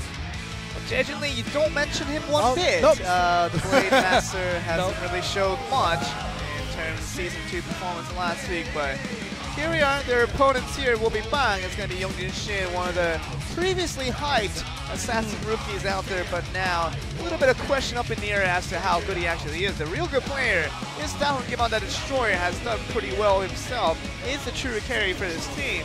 Also with Jae Kim trying to do his part for the Warlock, mostly as a support role. The most damage that will be put out will be by this assassin Youngjin Shin and also by Dahun Gimon, the Destroyer. We get to see a better balance in the tag. Maybe they worked on some few things over that weekend. Yep. We're here in this week 2, looking like Bang might be the better prospect, but Yang Yang has been pretty weak in the way they just couldn't be just powerless in terms of losing out 0-3. We're gonna see how they do against basically Bang here, but really a strong prediction towards the Yang Yang side. Really the votes going over to Jisoo Choi and the group. Thinking like they are the ones to beat out Bang, but my personal prediction is that I think Bang is going to be the one to look stronger. Oh yeah, definitely. And you guys, we usually get that 90-something to that one-digit prediction usually, but this time around we had 86 to 14 or 84 to 16, whatever. It was a 2-digit prediction on the losing side, and you know that just proves something because you know when it's a 1-digit, we know that majority of the people that are here that's voting are going to just choose one team that's definitely obviously more stronger. But this time around, making it just a 2-digit number, it just shows you that, like you said, Joel, Bang definitely has a chance here. Really could, and we're still looking at Simon Lee, who's going to be the one to pull the weights. Jisa Choi only played the Summoner, and Jaden Lee pretty much only played the Blade Master. He's going to be the one, the unconventional duo covered by the KFM on the 3rd hit. Where we see Bang obviously having the Assassin, Warlock, and Destroyer, more conventional combo. See what we're going to get with these compositions now. Game 1 between these two teams that have lost out in Group B last week around. See who's going to come out as a winner as we get on to Game 1.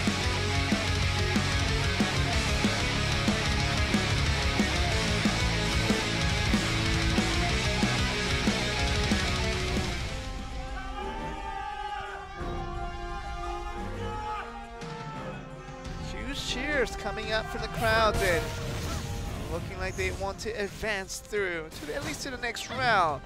You're gonna get Simon Lee and Youngjin Shin to start us off here. All right, Simon Lee definitely knows all that triple kick lands, also taking out the stealth, Rising Dragon, connecting defensive interference. Simon Lee definitely putting out work, but I was gonna say Simon Lee knows how an assassin works because he also plays the assassin, so we'll see if he's able to capitalize on this going up against Youngjin Shin. Shin does get both of the escapes now, and it's going to be enough for him to tag out. Not going to call for the interfere. From the Warlocks, a little bit strange. We thought the time distortion might come through, but none of that for the time being, as we see just a Warlock being placed down to fight against KFM.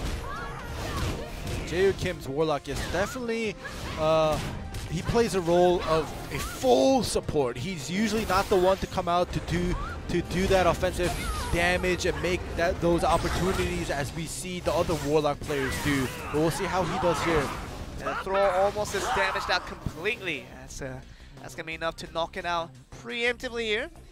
The Warlock of Jae Kim still moving forward towards Silent Lee, who has been looking very strong in this earlier moments of Game 1. Let's see if we can continue here as we're still looking at him pushing forward in this minute.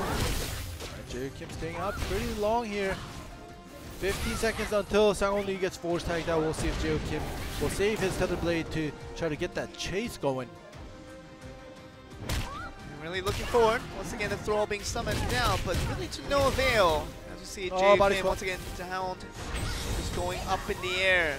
Defensive interference from Youngjin Shin is going to be the one to come up, and we're going to see it. Escape being forced out by Jae Lee as soon as it comes in.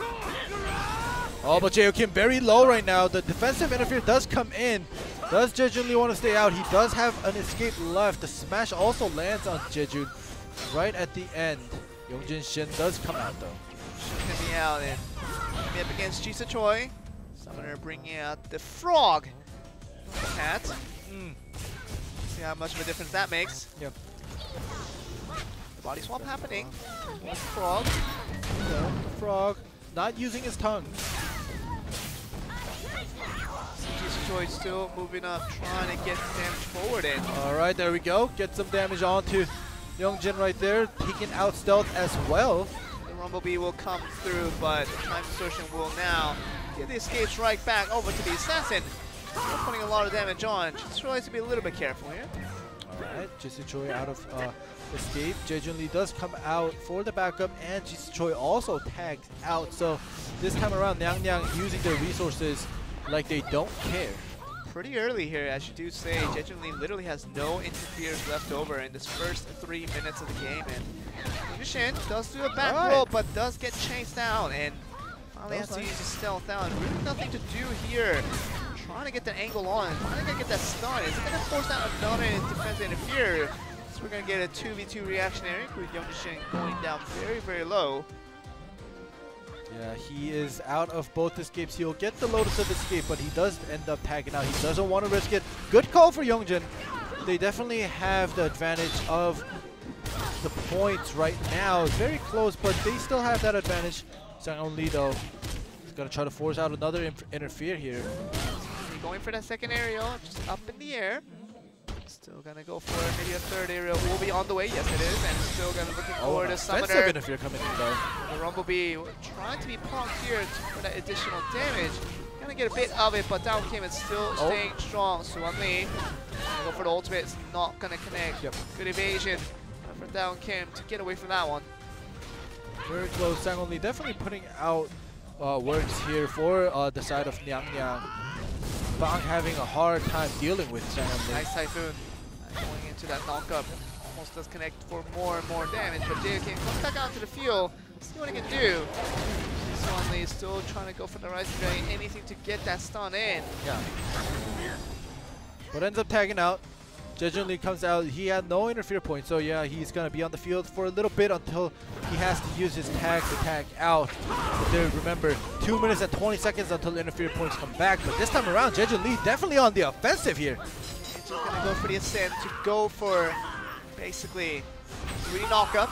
Yep. Otherwise, no further damage that comes through. Jay Kim still in a dangerous situation. Has to be a little bit careful, especially without his thrall. The defensive capabilities will not be there. Yeah, like I said, Jae Kim is basically like a supportive style playing the Warlock here, but he's still out. So a very aggressive strike there. There's no continuation damage. Means that down Kim go back on the counter here. It's a knockdown.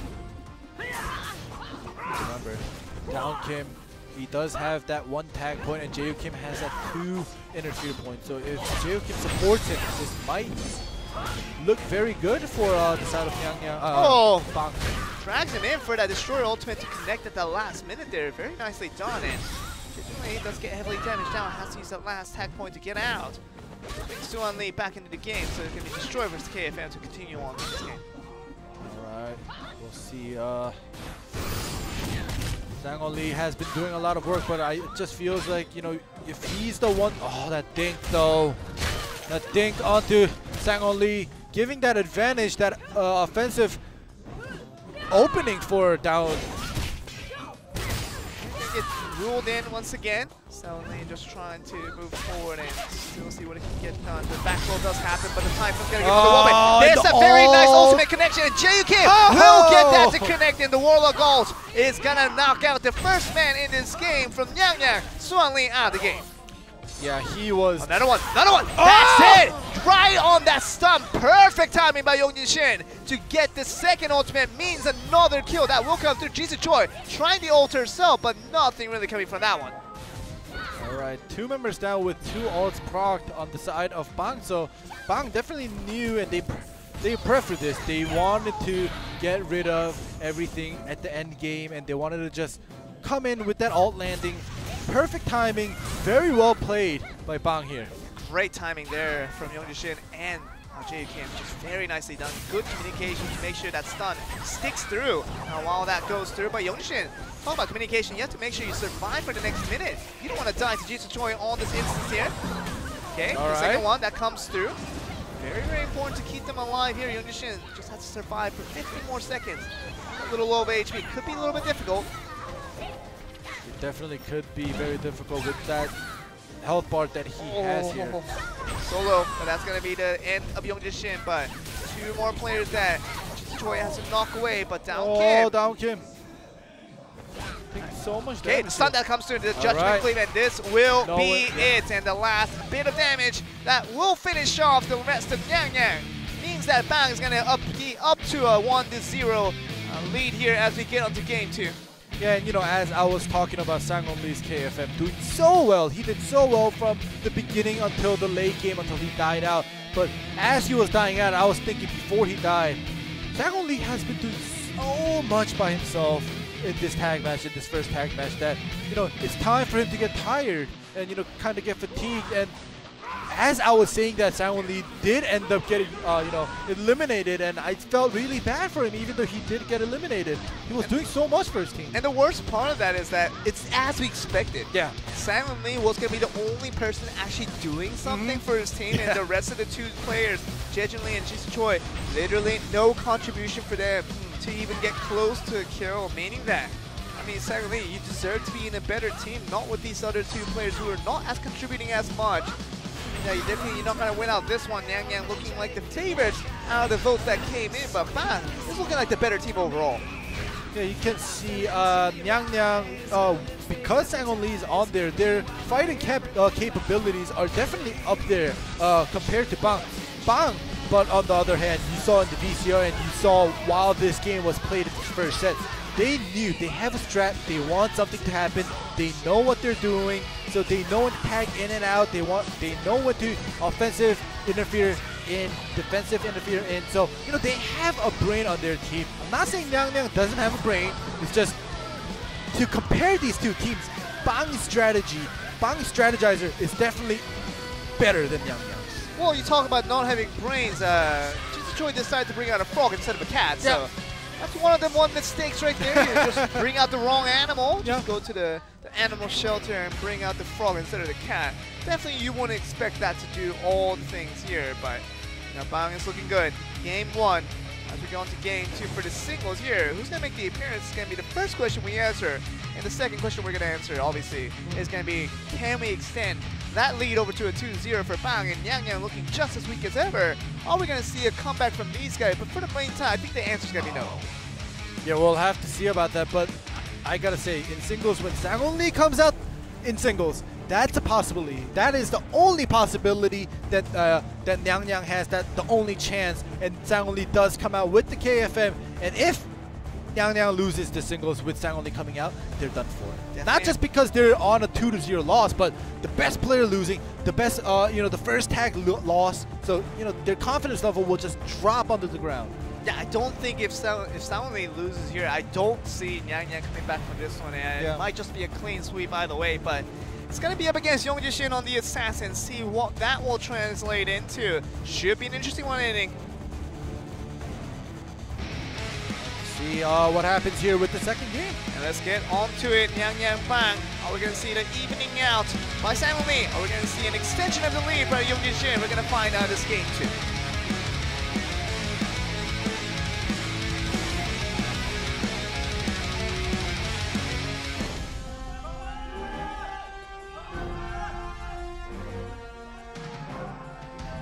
Welcome everyone once again to the arena. Sang-On Lee wants to really desperately get back into this one. Does get knocked away. Good back roll chase. Not looking good though. Sang-On Lee out of his game. 25 seconds for Young-Jae to just make his move, and this might just be a 100-0 if Young-Jae doesn't. We know Young-Jae might be the fastest combo player. We know out of all the assassins, he does it again. How many seconds was that? I don't even know. I missed it. I was just so focused on to catch if Young-Jae makes a mistake, allowing Sang-On Lee to escape. But that was too fast. That Sang-On Lee is just laughing, and I missed out the clock. We saw this from him last year. Yeah. Young-Jae, he was remembered as perhaps the fastest combo executor. Maybe without any mistakes. Maybe in all of Korea. Yeah. He's really quick on his fingers. Look how Young-Jae was able to take out that escape, that one escape from KFM, 20, and then 22, 23, 24, 25, 26, 27, 28 seconds. 28 seconds to finish off the game. Yeah, and you know, it was just not, it wasn't luck either. He was able to calculate and take out KFM's escape, and then continue on to do that 100-0 without wasting a single second. A single millisecond, maybe? Yeah, not even that. What are we gonna get? I think Young-Jae Sin's assassin throws bombards faster than other Sins. I think it does. Oh, tag match. All right, well, it is tag, and it is 2-0 for Bang, and Bang did come out on top in that first set. So if they just continue on with this momentum, it might just be, as you say, Joe, a 3-0 sweep. Very well could be. We're going to get Bang, obviously, trying to go against a 3 matchup again. Tag match looking very good for them, but really not as convincing in the earlier minutes. But as we got later and later into the game, the ultimates connecting with those stuns and the wall bangs that came from the Destroyer meant that the Bang was going to get the very easy win in the later parts of that game 1. But the earlier parts, a bit of a question mark as to how stronger they are. But Yang Yang has to keep their focus hats on now, because this is their last chance to to stay in this tournament without losing a single match, and you know they haven't won a single one so far. They haven't won a single round out of season 2. Yeah. And we'll see what happens here. And you mentioned the focus hats, and you know, unfortunately for Nyang, Sang-won Lee, he's just keeping like 3 focus hats on himself by himself. Maybe it's time for him to just give some skills to Jaejun and Jisoo to get some support, because Sang-won Lee is trying to carry it all by himself and it's just not working. You talk about Sang-won Lee giving off the skills to Jaejun Lee and Jisoo, but what if they don't have skills? Well, we'll have to figure that out after Sang-won Lee kind of tells them what to do, because right now Jaejun Lee and Jisoo Choi definitely don't have skills. That's why Sang-won Lee is having such a hard time by himself. And he's not even smiling anymore, Sang-won Lee. Yeah, he's such a bright guy too. And when he stops smiling, that means something bad for Nyang, but can we see them pull out a win right here? Maybe go out with a win. It's going to be a very interesting for them. Let's get to game 3.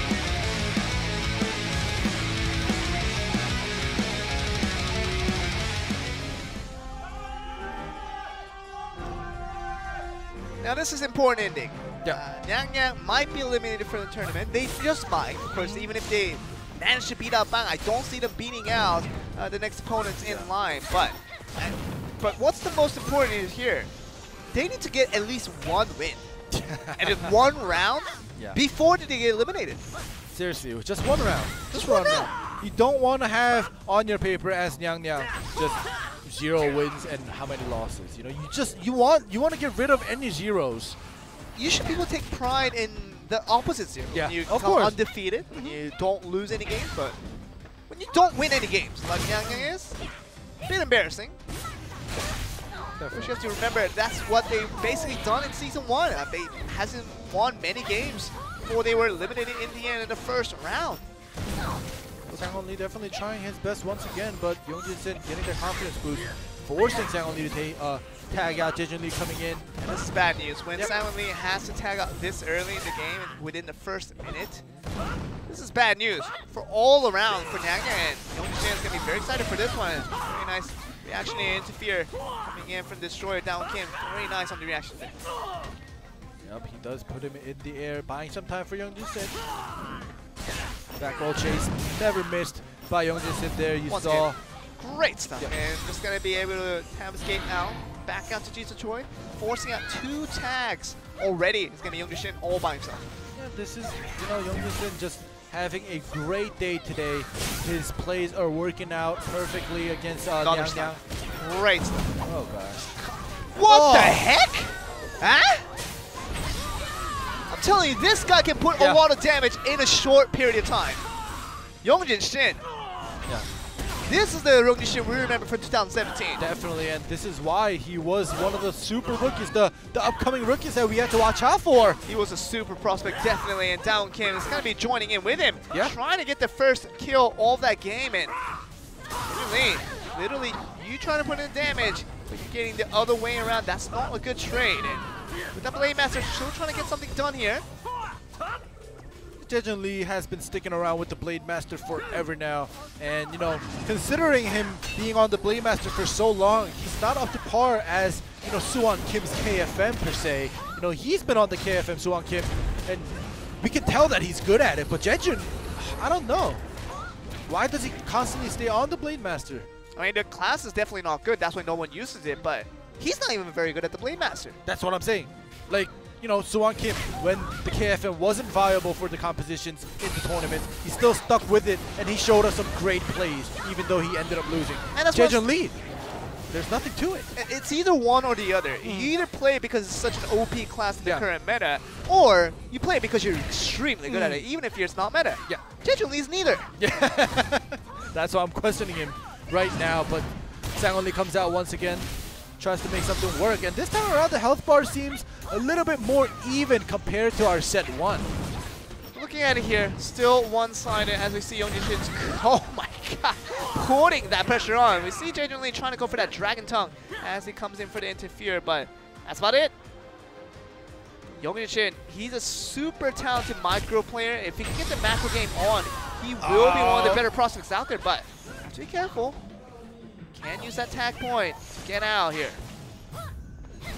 Still playing with fire, just not staying in the field. Just be a little more careful. Finally does tag out. Yep, that was a great tag down. Kim comes in full health. He has that tag point left over for him. Jisoo Choi trying to do some damage into the air. Get the damage up in the air. Of course, the ascend is going to be happening. The Rumblebee is doing work for Jisoo Choi. Now Kim might just have to use that last tag point to get out of here. No gust, nothing to do with.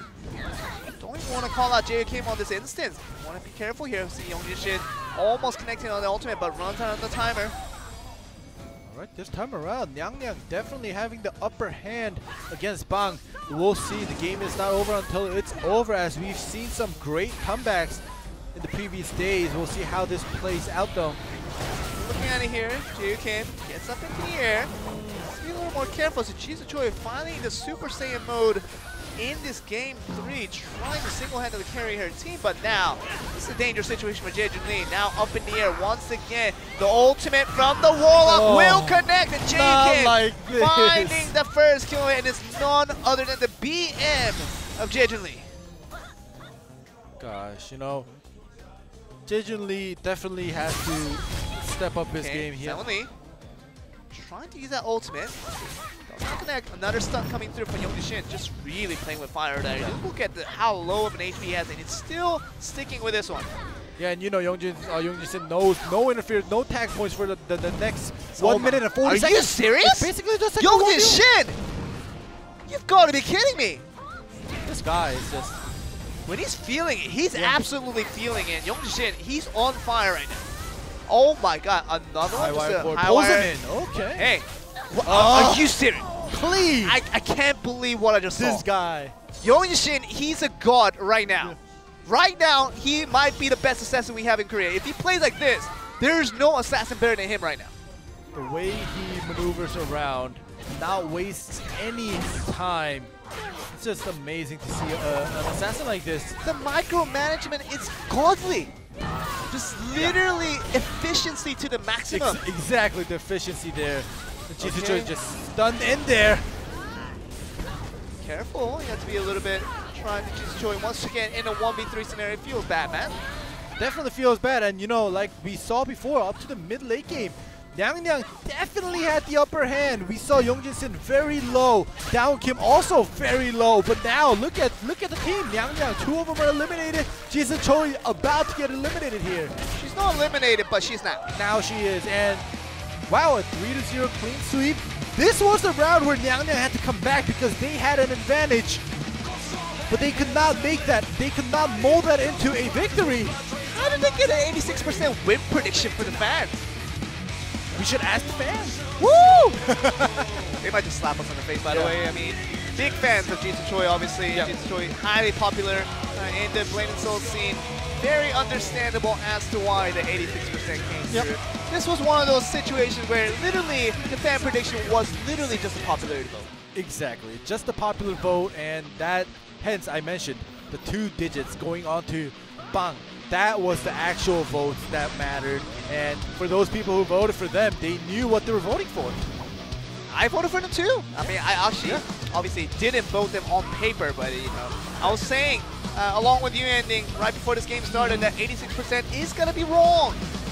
Bang Lu looked a lot stronger than Yang in the first round of play, and Yang looked extremely weak. And here we are looking at this, just so confused as to how they made it to Season 1 and Season 2 qualifiers already, and how they're here in the main event.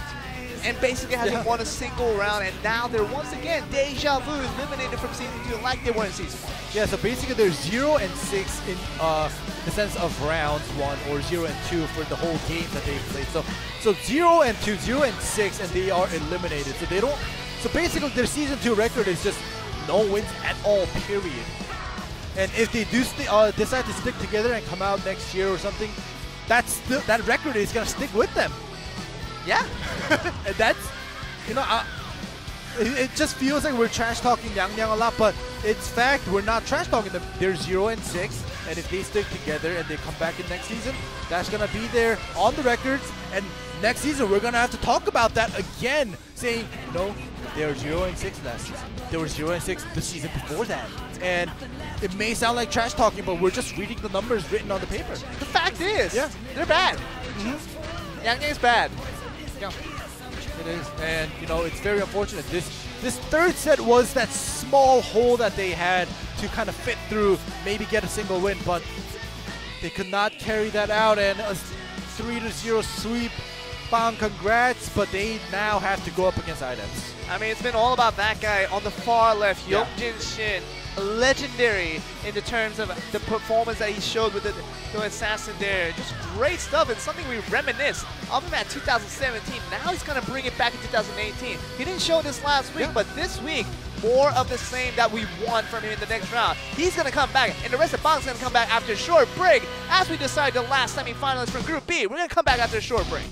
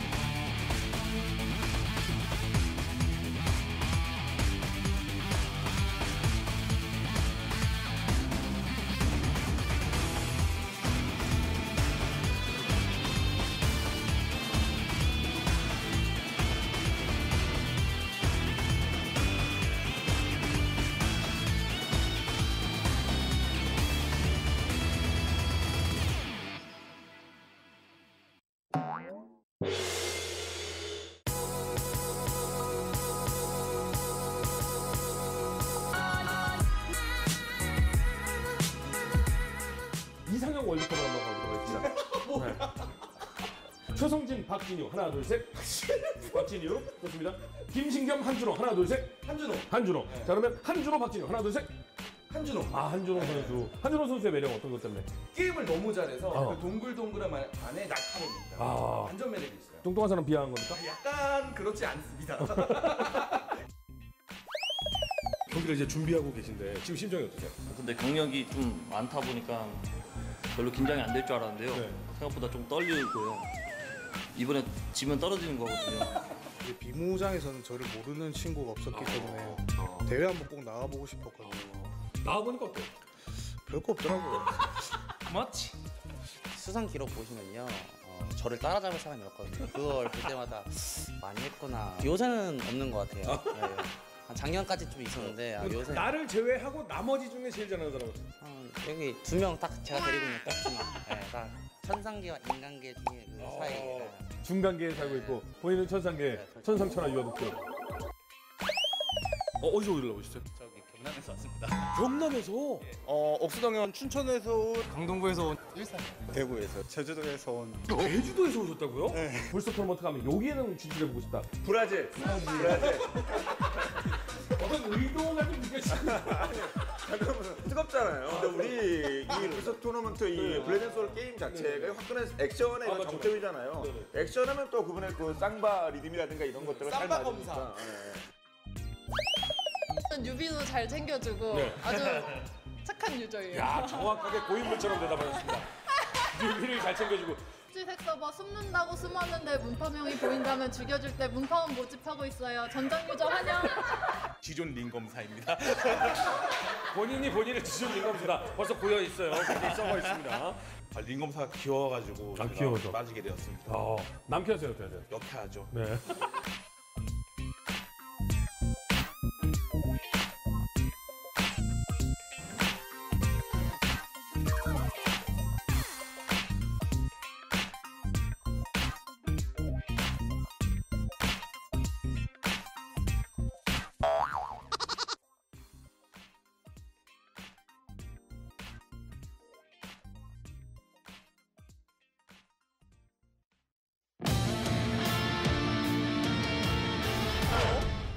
뭐죠?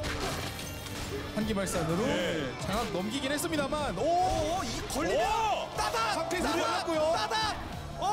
따닥 들어갑니다. 따닥! 이거 4번 반 들어가는 거 정확하게 맞춰오죠. 네, 체력도 한계가 와요. 여기 되면 죽어요. 자, 추가 캐치. 반격. 주고요. 네, 조금 더 밀어넣고. 김수환도 탈출이 있어요. 밀어넣고. 스킬 빼라였어요. 스킬 빼라였어요. 네. 이건 아직 나에게는 체력이 있다. 탈출기 바로 쓰고요. 탈출기. 도끼가 나타나. 도끼 나에게 도끼가 물어. 몰라 이거 몰라요. 아직 몰라요. 이거 몰라요. 자. 들어왔습니다. 김수환 기절. 안 돼요. 실패. 최성진 생명력 넘었어요. 돌고. 밀어내기. 그리고 여기서 띄우고요. 여기다 놓고. 자, 집어 던지고. 최성진. 캐치하면 이겨요. 캐치하면.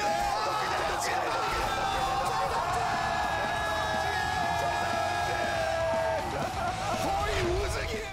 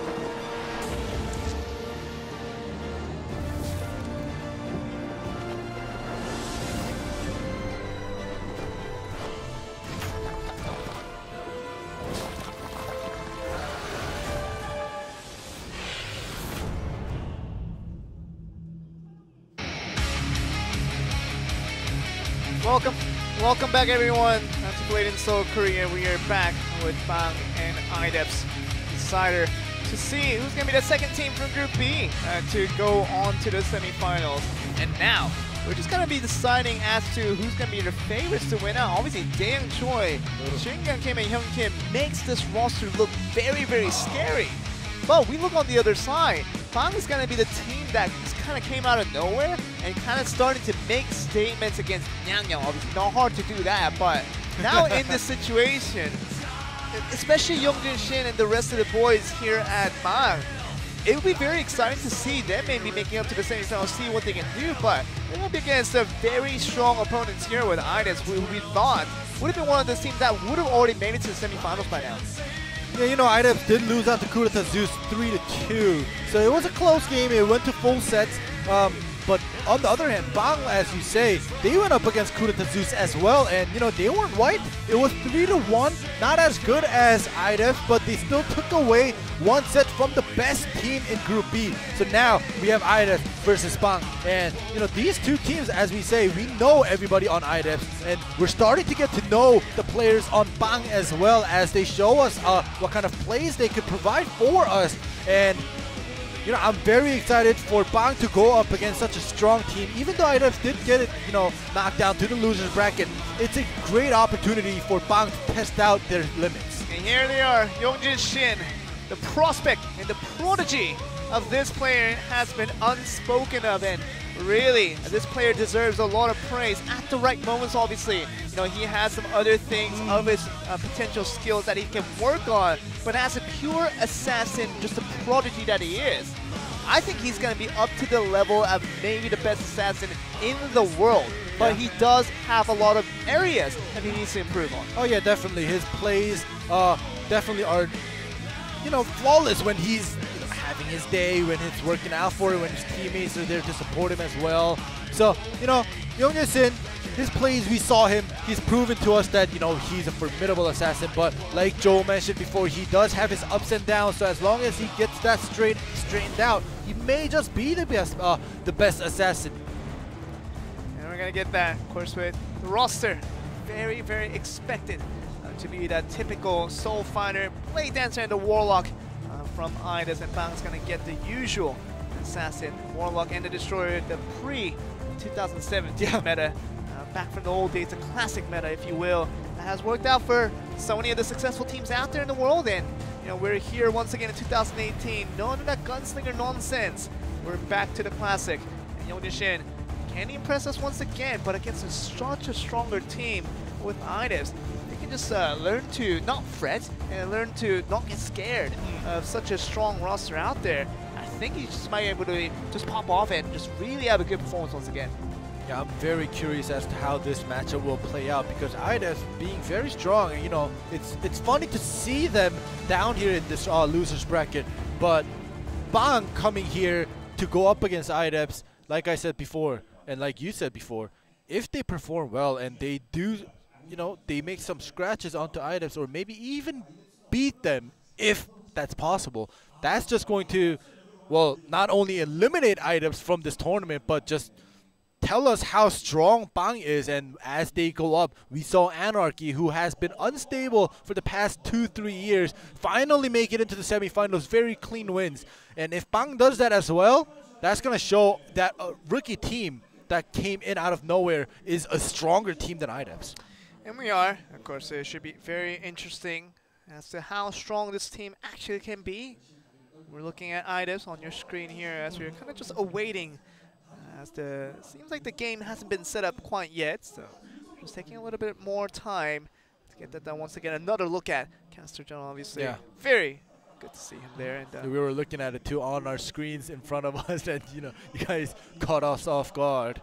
But yeah, those fan arts there that we've seen, that's actually not the only fan arts that we've seen here in front of us. Unfortunately, that the cameraman's not catching all of it, but there are a couple more people with their phones and with some of the drawings. And it's great to see fans here for these players, because they definitely need the support. It really does, and for both teams, actually, IDES I expected to go to the semifinals already, but they're here in this losers bracket, obviously deciding if they're going to be the second team from Group B to advance to the semifinals. It's going to be another question we'll be asking, but they have to beat out this other team called Bang, who's been looking very good with Yongjin Shin on the leaderboard, looking like a strong assassin, and see what we're going to get from him and the rest of the team. Should be an interesting prospect that we're going to find out slowly and slowly as the games go by. Yeah, exactly. I want to just see as we talk about this Bang, the new team. We already know everything about IDES, how strong they are, how their team chemistry is. But Bang, like we keep mentioning, a new team. Something, usually when we get a new team and they do lose out somewhat and we say, all right, they were a new team, we'll cut them some slack, but they did end up losing and, being knocked out. But this time around, Bang, they're making a statement slowly but surely, and this is the last match for them to make a statement. That is it going to be in bold letters, or is it going to, you know, the delete key will be pressed and Bang will be eliminated from this tournament? I don't know, but they are definitely a strong team, and each and every one of the members definitely has their own style of play. And as long as they mold together pretty well, and you know, stick together and make it work out, I don't know, they might just not be considered a newbie team anymore. Very well could be, Yeah. and it's the point that you make, ending, because we're looking at Bang. Obviously, this new player, Youngjin Shin, should be very interesting to see how well he does. But you know, with this team right now, he does have Jae-Yu Kim and Daewon Kim. Yeah. Of course, Daewon Kim kind of known as another prospect that could be very well done in the destroyer role. But otherwise, it's been pretty quiet as to how these other two players have been playing. But when Youngjin Shin pops off, he literally just pops off, and a really good player from him. And how that really transpires into maybe his future potential, maybe in 2019 and onwards, should be very interesting for this young player. Yeah, you know, as we were talking about during the break, you know, if Youngjin Shin was on this team, if he was on this team, you know, we were thinking as if, you know, how well that would work out for him, as long as, you know, as you were mentioning before, that he kind of needs guidance, and, you know, his play style, his skills, his micro is good, as long as he works on his, you know, team play, his macro a little bit, his thoughts and calculations. If someone's there to guide Youngjin Shin, I think he just might just be the best player, period. Because the way he showed us, it's just amazing. It really is, and I think we're ready to get into the game, guys. I think we're going to see an indication of how good Bang can be against a very strong side of IDES. We're going to get into the game very, very soon as we can get there. But it should be a very, very exciting series of matches today. Yeah, you know, you guys all know by now when the music starts. All right, there we go. And that's what we're going to get to. Game 1, Team Bang and IDES should get a nice idea of how these two teams fare. We're going to get to the first tag match to see who's going to get the early advantage. Let's get into the match.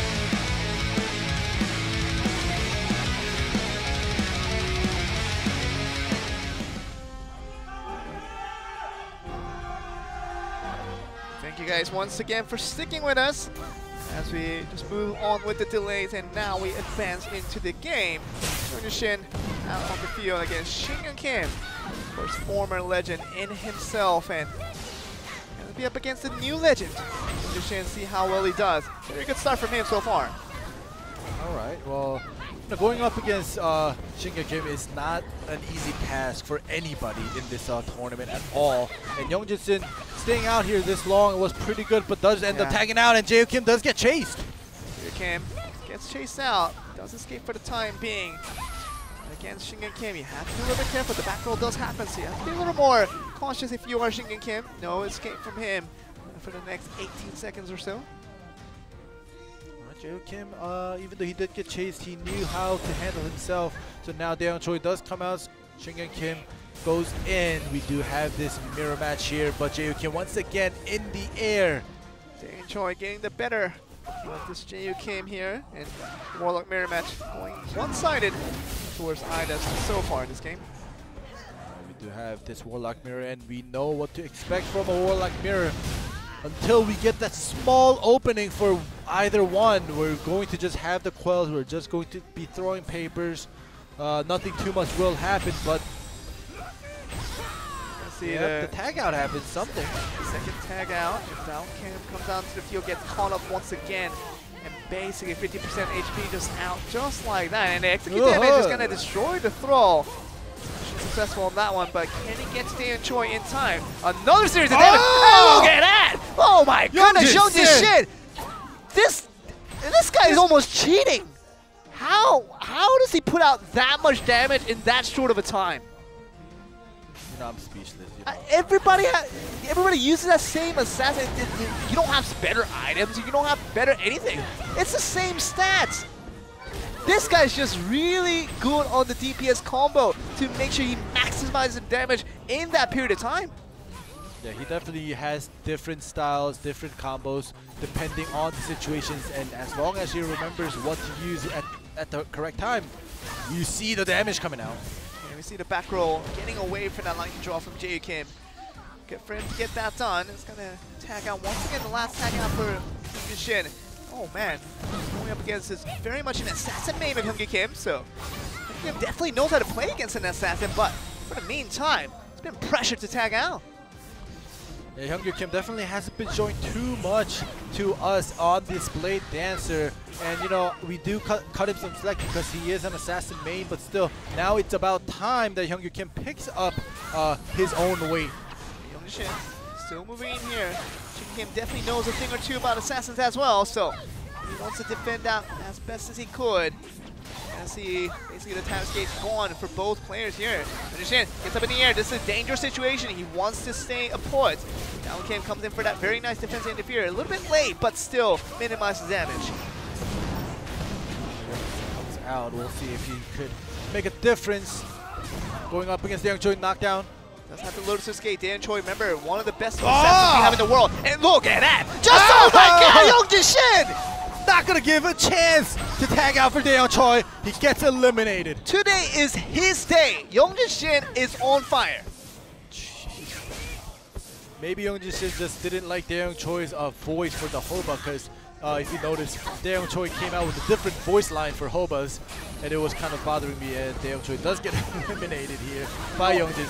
You know what it is? He's Youngshin. Oh my God! Before we even get to that one, a single. Youngshin. His that wasn't the execute damage, guys. That was made 30% of the damage was execute damage. Yeah. Rest of it was Youngshin literally perfect comboing that DPS maximize. Yeah, exactly, and that was just an interfere too. And now finally he's out here going up against the ult. Does get proc? He's tearing apart the entire team of this team. IDEPS, oh my goodness! Clean win! Like, where did these guys come from? Jeez. And to think that they lost to Kuda to Zeus 3-1, where IDEPS lost to them 3-2, it's just, wow. How, it can't get any more cleaner than this. And it was basically Youngshin's solo effort. It was a one-man show.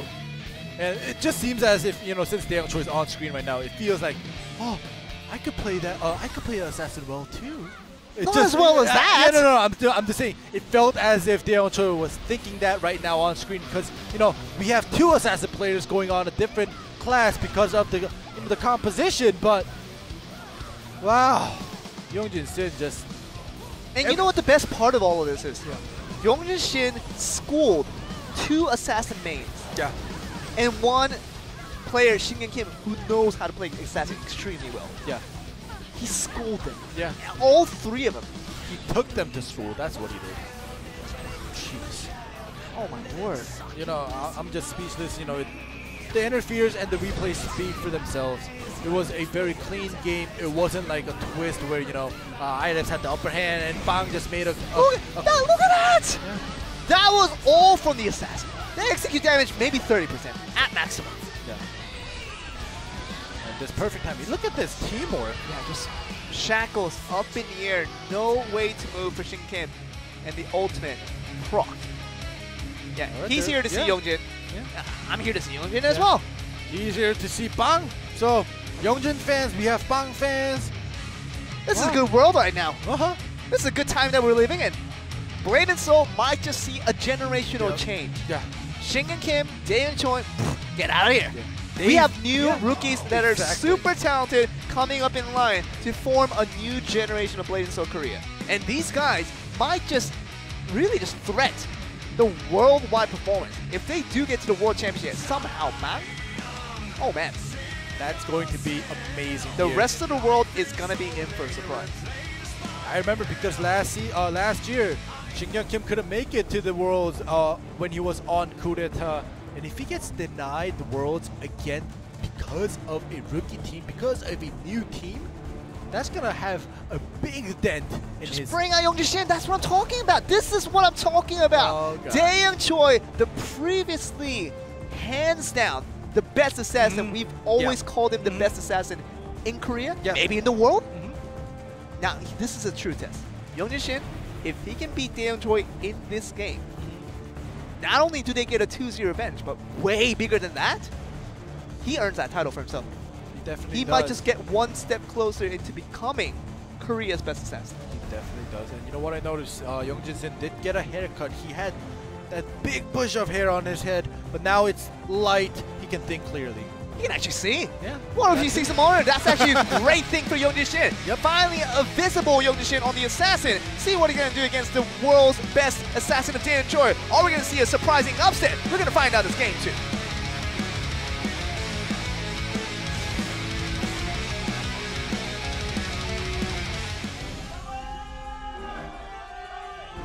Okay, I have to mention this. One of the person in chat was saying, best assassin? What about Junior What Park? about Junior Park? Guys, Junior Park is long gone. Yeah. He's washed up. Well, I don't want to say washed up. That's too much. He's handed the torch to Dae-young Choi. Yeah, so and at the same time, he's washed up. He's not very good anymore. He used to be. Yeah, but you know he did stop playing for a while. That's so what I'm saying. yeah, like he didn't become bad while he was constantly practicing and playing. He did take a long break and handed the torch off to Dae-young Choi. So I can't, Jin-Yu Park definitely has a mark on Blade&soul history. He's had a rich history and basically has set a mark for how exciting an assassin can be. But right now, the best assassin we have right now is Dae-young Choi. Yeah. If Young-Jin can beat him out, that's a new storyline in the making. Definitely. Young-Jin, Dae-young Choi, the assassins trading off their interference. I mean, not interference, what am I saying? Trading off their escapes here. Look at this. Look at this. Lotus escape. Can he use it in time? Back roll. So he knows that it's there. Young-Jin out of both. Lotus coming back in 5 seconds. Shifting around left and right. Look for time. that angle. Nice stun once again. CC landing. Very Alright, nice. Lotus. And leaves that Lotus escape out and kind of have his own Lotus Stealth. Be to work careful with for it. the stealth. Shit. Oh my goodness. The bombard into the poison breath. Very, very good. He also has that stealth. Dae-young Choi can't get Stealth. out. Last one gone. This is his All last right. chance. There we go. That trade happened, and Young-Jin has the brand. He does have his stealth coming back in 2 seconds. He could just this make is an it. offensive move. This just is go it. all at it. This is it. Young-Jin, body swap. It's going to get body swapped by Dae-young Choi. Doesn't get connected too. we go. And Finally, and it's that's gonna be the start. over. And that's going to be it. And Young-Jin wins against Dae-young Choi. You, boy, are a history in the making. Jeez. Young-Jin, And you see how happy he is. Not just because he won this round. He beat Dae-young Choi, and he beat Dae-young knows. Choi. He knows that Dae-young Choi is a very good assassin, and as we said, possibly was the best assassin. No, it's not. You lost fair and square to Young-Jin. Dae-young Choi, I just can't call you the best assassin anymore.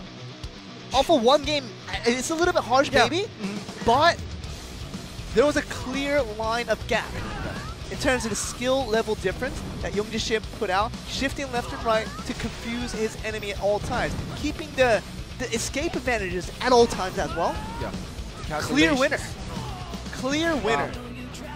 I haven't been so excited seeing a Sin mirror ever. Yeah, until Ever. today. Until today. Yeah, ever. Usually for me, it's a KFM mirror or something like that, or when a great KFM comes out and owns everything. That's my excitement. But wow, it's been a while. Young-Jin, wow, he is something. Gonna get to game 3. What are we gonna get? Another single, maybe. Okay, that's a big single right there. The tag is right after it, though. Oh! The nail doing its job. And get the excitement back on. Oh! All right, let's just say it's singles. Come on, Okay, guys. say it's singles. In the end, it's singles. Yeah, that's all. Oh, he heard. You see him? The ref told Young-Jin it's singles, and he clapped his hand. He's like, yes. Doesn't matter. He's not gonna be playing anyway, so yeah. He just played in set 2, so we're gonna have either Jae Kim or Down Kim come out onto the field and really just see how this all will come through. IDEPS can be clean swept. Wow. We're in this situation now where IDEPS might get 3-0. Yeah. By a rookie team. That is something that I can't even dream of. Like usually, I don't dream of 3-0s in Blade&soul tournaments, but I'm just saying that IDEPS, a team with Shin Kyung-Kim, Hyung-Yu Kim, and Dae-young Choi, getting 3-0'd by a rookie team is just unthinkable. All right, Down now the other super rookie on this team. Fitting to come out for this one, Hyung Kim, the second assassin in line. Wow. I mean, I think the frustration right now is that the way that Dae and Choi and also Hyung Kim died out in that tag match, being the assassin mains they are, to an assassin rookie, they just want to kind of exert their frustrations out. It seems like that is the case, but if Hyung Kim loses, it's over for IDEPS. It is. Everything is on the line right now, and if he loses, is it not only over for IDEPS, he lost to a rookie destroyer with an assassin. That's not supposed to happen. I don't know what to say, but we might just be in the last potential game of the series here, IDEPS versus Bang. If they do not win here, IDEPS, they will be eliminated from the tournament. Let's see if Bang can get the upset of the lifetime. Let's get the match underway.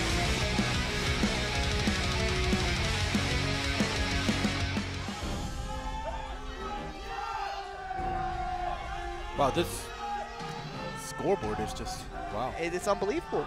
Bang. Bang literally means bread, but it also means zero. and that's what their team was supposed to be, because they're rookie team. Maybe they don't get any wins or anything like that, but look at that. Wow. Persistence used though, early on. And you can't bring out the Ice Mine this time around, and Down Kim trying to go forward. None of that Fury nonsense, just trying to be safe. Take it one step at a time for Down Kim. Oh, there we go. Down Kim making his offensive move here. Body swap though. Nice stun coming through. Doesn't lead to anything more else. Let's get another stun that comes through. No gust. He's just saving gets it. out. Yeah, very nicely done by Down Kim. Knockdown here, Shadow Flash also. It's the back roll down. Otherwise, it's going to be a safe entrance trade for Down Kim. Down Kim trying to play very cautiously, slowly. He wants that opening. Doesn't want to hastily just rush in there against an assassin. Okay, we're looking at it now. Down Kim still getting pressure from behind, and now getting the pressure on. Might just have to use a gust now. And finally does use it. Good call here, but he does get that grab. Alright. Unfortunately for Down Kim, Hyungju has all of his escape. Finally uses stealth. So, you know, it's not too much of an advantageous position that Down Kim's in, but we'll see how this plays out. They have one escape each. Gets the Ice Mine down, but does not connect. Persistence stun that comes through, but you do say persistence to get out of that stun in time. Otherwise, we're still playing Down Kim. Chase. Very nice. Backroll chase does happen. We're gonna see explosive escape being used. 8 more seconds on that tab escape, meaning that one more crucial stun coming in from Daehoon should get the job done, but now it's gonna run out of time. Gonna have that stealth back on track. Oh, lands that stun. Probably gonna force out that stealth right away, or not. Doesn't. All right, good call by Hyungju Kim to save that. Very good discipline by him, and let's see what that all will lead to. Because Hyungju Kim, he definitely doesn't want to lose out this one. Down Kim with the destroyer usually does not do well against an assassin, but he's trying his best now. Smash! Okay, this is it. Stealth. Fine stealth that comes through. One more stun from Daehoon. Might just get the job done. Might get us a clean sweep out of this one. Hyungju definitely has to play it calm here, back row. No chase coming in from Daehoon. Okay, get onto the wall. Trying to get to the wall bang in time. Ooh, nice dodge with that back step. Okay, time oh, he's going That's in! it, that's it. I think this might be a 12 seconds left to go, but he does survive in time, and it does get out. Persistence, he wants to finish this. 10 seconds left. Whether it goes to TKO or elimination, Down Kim wants to put as much damage as he can. Here we go, he's going in. Now both players did a lot of healing, so it's a little bit harder to predict who the winner is going to be, but not going to TKO. Oh, that was very cool. And if Daehoon Kim loses in this instance, that will be tough. But that was a very well played game for both sides. Oh my god! Hyungju Kim gets the win. This is an assassin. That was super close. He's not happy. He's not happy, but he still gets the win. They still stay in the game, but for Hyungju Kim to be satisfied with a win like this is definitely just bringing himself down. That's unfortunate. Yeah. Literally, all he knew was 0.1 more second, just a millisecond. Yeah. That one little damage that could have been knocked away, that would have decided the KO and didn't even have to go to TKO, which basically would have given a clean win towards Bang. Yeah, but you know, the fact that Hyungju Kim was able to stay calm and stay alive rather than try to do as much damage as he can to contest Down Kim, it was good on Hyungju Kim as well. It's very unfortunate for Down Kim. Well played for Down Kim as well, going up against an assassin doing that much damage, almost eliminating him. But also, I gotta give it to Hyung Kim though. Survived to the end. Yeah. Literally is all we had to do. Eventually the damage output will be towards his favor. You see Hyung Kim barely winning out, just literally barely. And what does that really translate into when we get to game number 4? We get to another tag, and we're going to see from this one, because last time around, it was a clean victory for Bang. We'll see if IDEPS will be able to come back from this, because now Hyung Kim getting this win allows IDEPS to have that one more chance, and that will be tagged like you said, Joel. And let's hope that they don't play like they did in set 1. Game 4 will be underway very soon, guys, and we will see what we can make out of Bang versus IDEPS. Who is the better team? We just don't know yet. Yeah. Thought that Bang would have been very much outmatched by all the super talented roster that we see in front of us and with IDEPS, but really games 1 and 2 didn't tell that full story, and now we're in this situation where Bang could really upset IDEPS and really eliminate them out of this tournament. It's going to be an exciting game for us, but it's going to be, I don't know how exciting Bang or IDEPS is, especially IDEPS, because if they lose this, like we said, over and over again, Shin Kim, this will be 2 consecutive years where he did not make it into Worlds. And Shin Kim is actually a back-to-back World Champions winner. And for a player to not go to Worlds 2 years in a row, that's kind of weird. Oh, look at this. Shin Kim. On the Warlock. He's for real. Oh, he's Look at Daeyoung Choi. Oh my on God. the Assassin. Oh my Hyung God. Kim on the Destroyer. They're going to mirror them. Oh my goodness. They're just going all in. This is basically all in. They're calling Bang and saying, all right, we've been on the down low. We've been on the downside. You guys are currently winning. This is our last chip that we're going to play, last card that we have. Go big or go home, right? Exactly. IDEPS, Shin Kim on the Warlock. A lot of people forget that he used to be a Warlock name. Yeah. A lot of people forget that he was the one that got the Warlock nerf.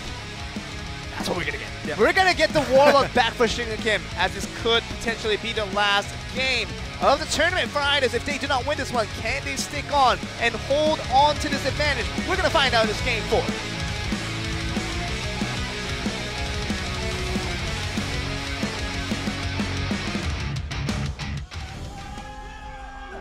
Feels like we're back to 2017 again. Yeah. Daeyoung Choi on the Assassin, Shin Kim on the Warlock. Obviously, Hyung Kim on the Destroyer doesn't fit that phrase, but Hyung Shin, Daeyoung Choi, mirror match once again. We saw what happened last time. Okay, we got the reactionary. The execute damage is real, and Daeyoung Choi does get damaged out a bit. Hyung Kim has to be a little more careful. It's very unfortunate because when you compare the 2 Destroyers, Hyung Kim definitely is lower compared to Daeyoung Kim. We'll see if that difference will make a big difference for this round. Distortion helping us very nicely here. Daeyoung Choi still gets constantly bombarded. Shin Kim does come in for that interfere, but Daeyoung still takes that damage.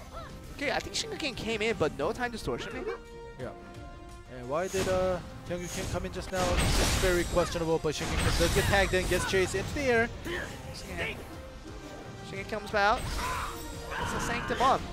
Is he not going to use a time distortion? But he doesn't need to. Okay, the execute damage. Oh, look at that. Typhoon going forward to that wall bang. It's going to be the. It's going to be a Fury build altogether, and okay, I'm getting the maximizing damage off of that one. And look at this. They're not giving any room for IDEPS to breathe here. Was Bang always this good? I don't remember them being this good last week. Yeah, last week, I don't know.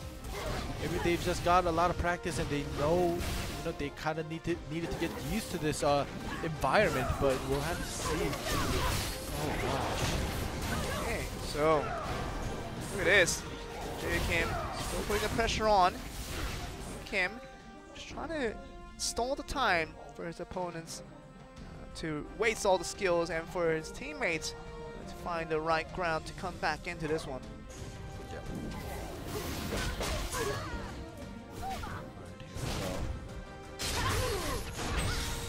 You can see the tag out. Yep, against the Destroyer, he should be having happy time for all of this, but Kim gonna get him up in the area. downfall. Obviously, the poison breath that will come in. They want to move forward and put damage here. Defensive reaction, defensive interfere coming in from the side of Bang here. Yeah, but Dan Choi comes back out to the field and is in a bit of a trench when it comes to not many options. Trying to get back on this one. Shinga finally comes in on that Warlock on the interfere to give the cooldown strike back towards Dan Choi's favor.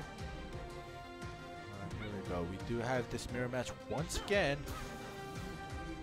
Daeyoung Choi lost it out.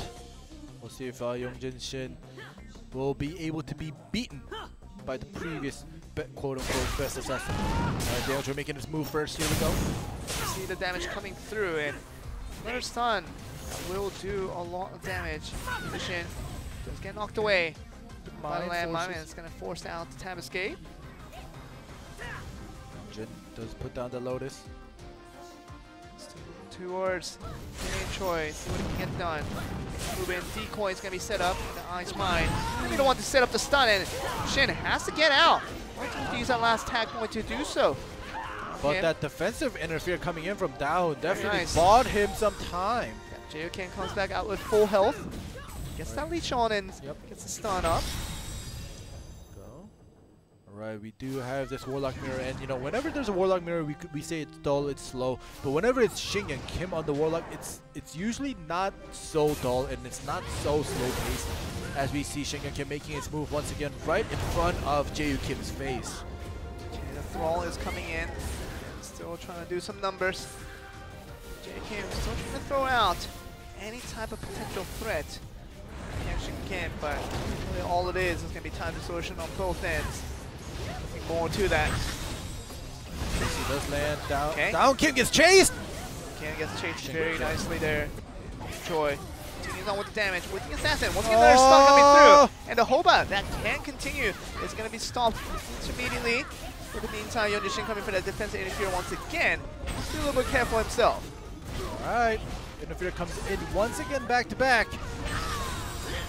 Bang having trouble with Shin and Kim. He does tag out. Daeyoung Choi comes in. No tags, so Daeyoung Choi has to stay out for the next minute and 30. Same goes for Youngjin Shin. Yeah, Youngjin Shin, no tag point, but he comes out in this very awkward situation where he basically has no health to work with, and is now on the upper end in terms of the health advantage they do have over their opponents, and this will continue. Here we go. This is a rematch, basically. Youngjin Shin very low health, though.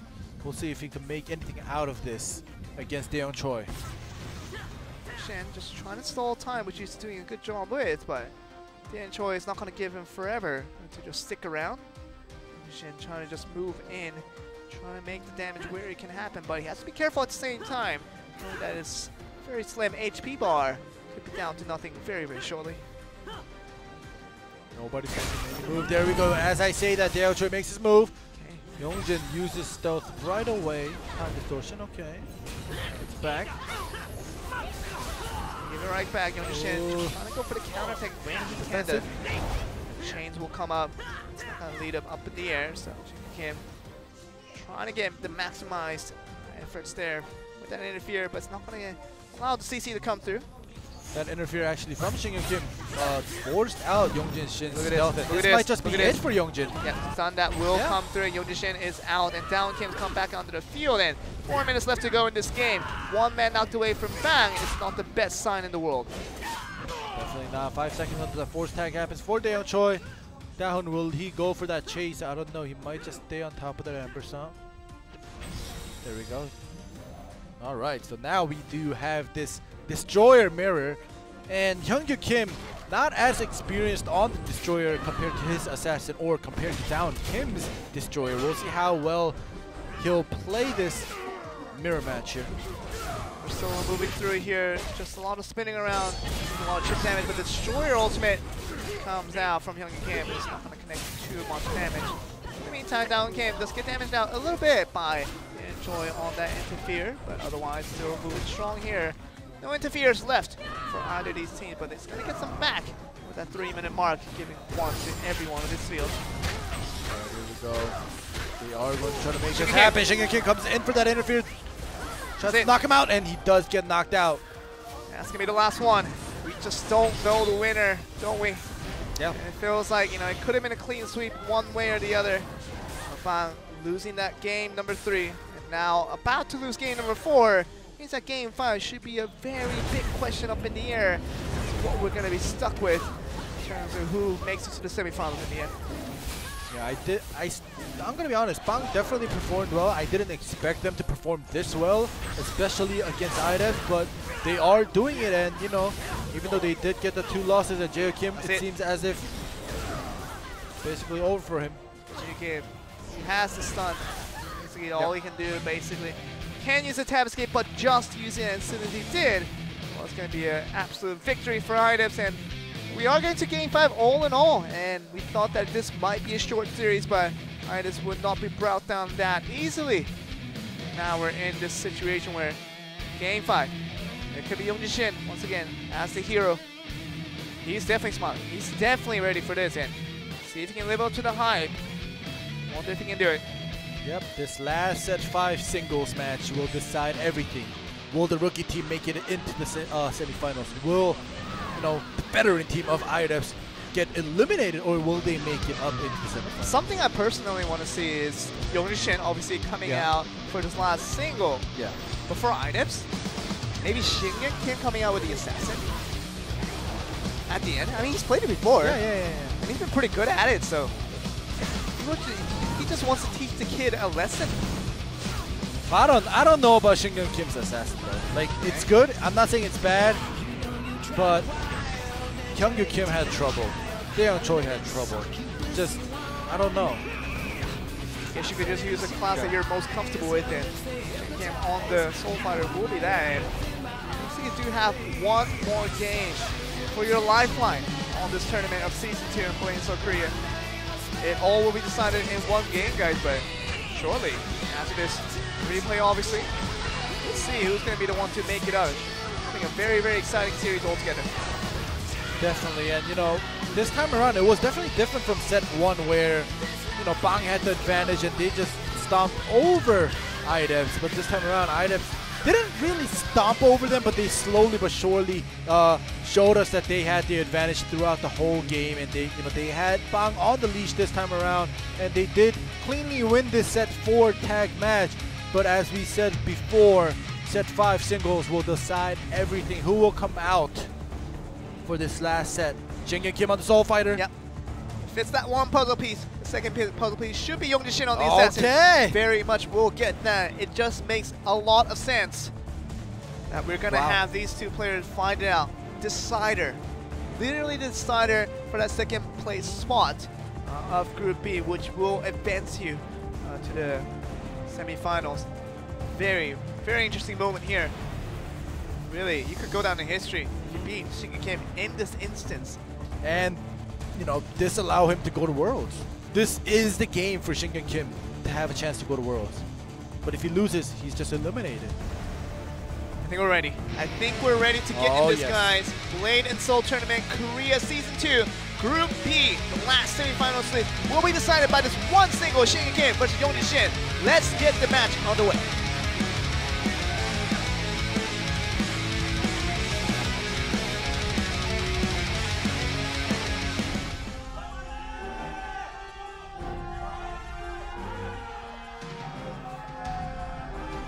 Here we are. Shingen Kim on the Soul Fighter. So famous for. Young Shin on the assassin. Shingen Kim is just gonna want to take constantly Young Shin out of stealth. Just poking damage all the way through. That's what Shingen Kim's really relying on here. Okay, stun. Making his approach here. Another stun that comes through. Oh, highway forward. Just knock him away. Knocked out. There we go. Shadow Slash. Just force down a. It's the air though. Windstorm combo. This is going to hurt slowly. Does have the Lotus Escape. He can use it, but the back roll chase does happen. All right. Nice stun coming through. And might just have to use there. He's gonna buy his time before Shingen Kim uses his escape. Tab escape has to come through sooner or later. The poison breath will come through. Another stun. He's afraid. He's afraid of that escape knocking him back. Okay, one more. Oh, he's saving it. How long is he gonna save it? Oh! The back roll chase by the Ice Mine. Oh man. Young Shin, are you serious? Just waiting. Stun. There we go. Finally comes that in. was expected. That was expected. Okay. Shinga Kim. No stealth. Basically, no escape for you. What are you gonna do? Shin. One more stun.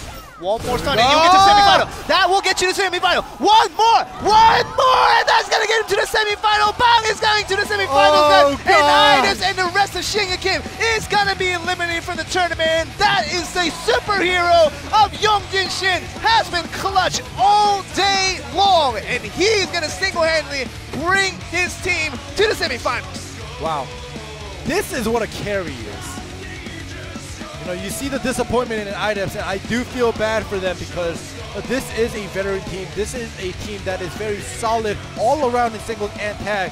But wow, Yongjin, he's just allowing us to know what a carry should be. Because we were talking about how, you know, Suwon Kim GFAM is the carry, and also, you know, Sang-won Lee from Nyang is the carry. But really, this is what a carry is. This is how you carry a team. And that back roll chase at the end with the ice mine was beautiful. Yeah, it was. You can show it right there. This is very close to it. And carry, just getting that. Look at it! Oh gosh. Just right on the tip. Incredible. Shin Kim definitely did not expect that one in. Oh man. That is the play that will get you to the semifinal. Very well deserved for Bang, and now they're looking to the semifinals. Not only are they satisfied by that, but these guys are going to be looking to the finals and maybe to become the Season 2 champion. I think the possibilities are there.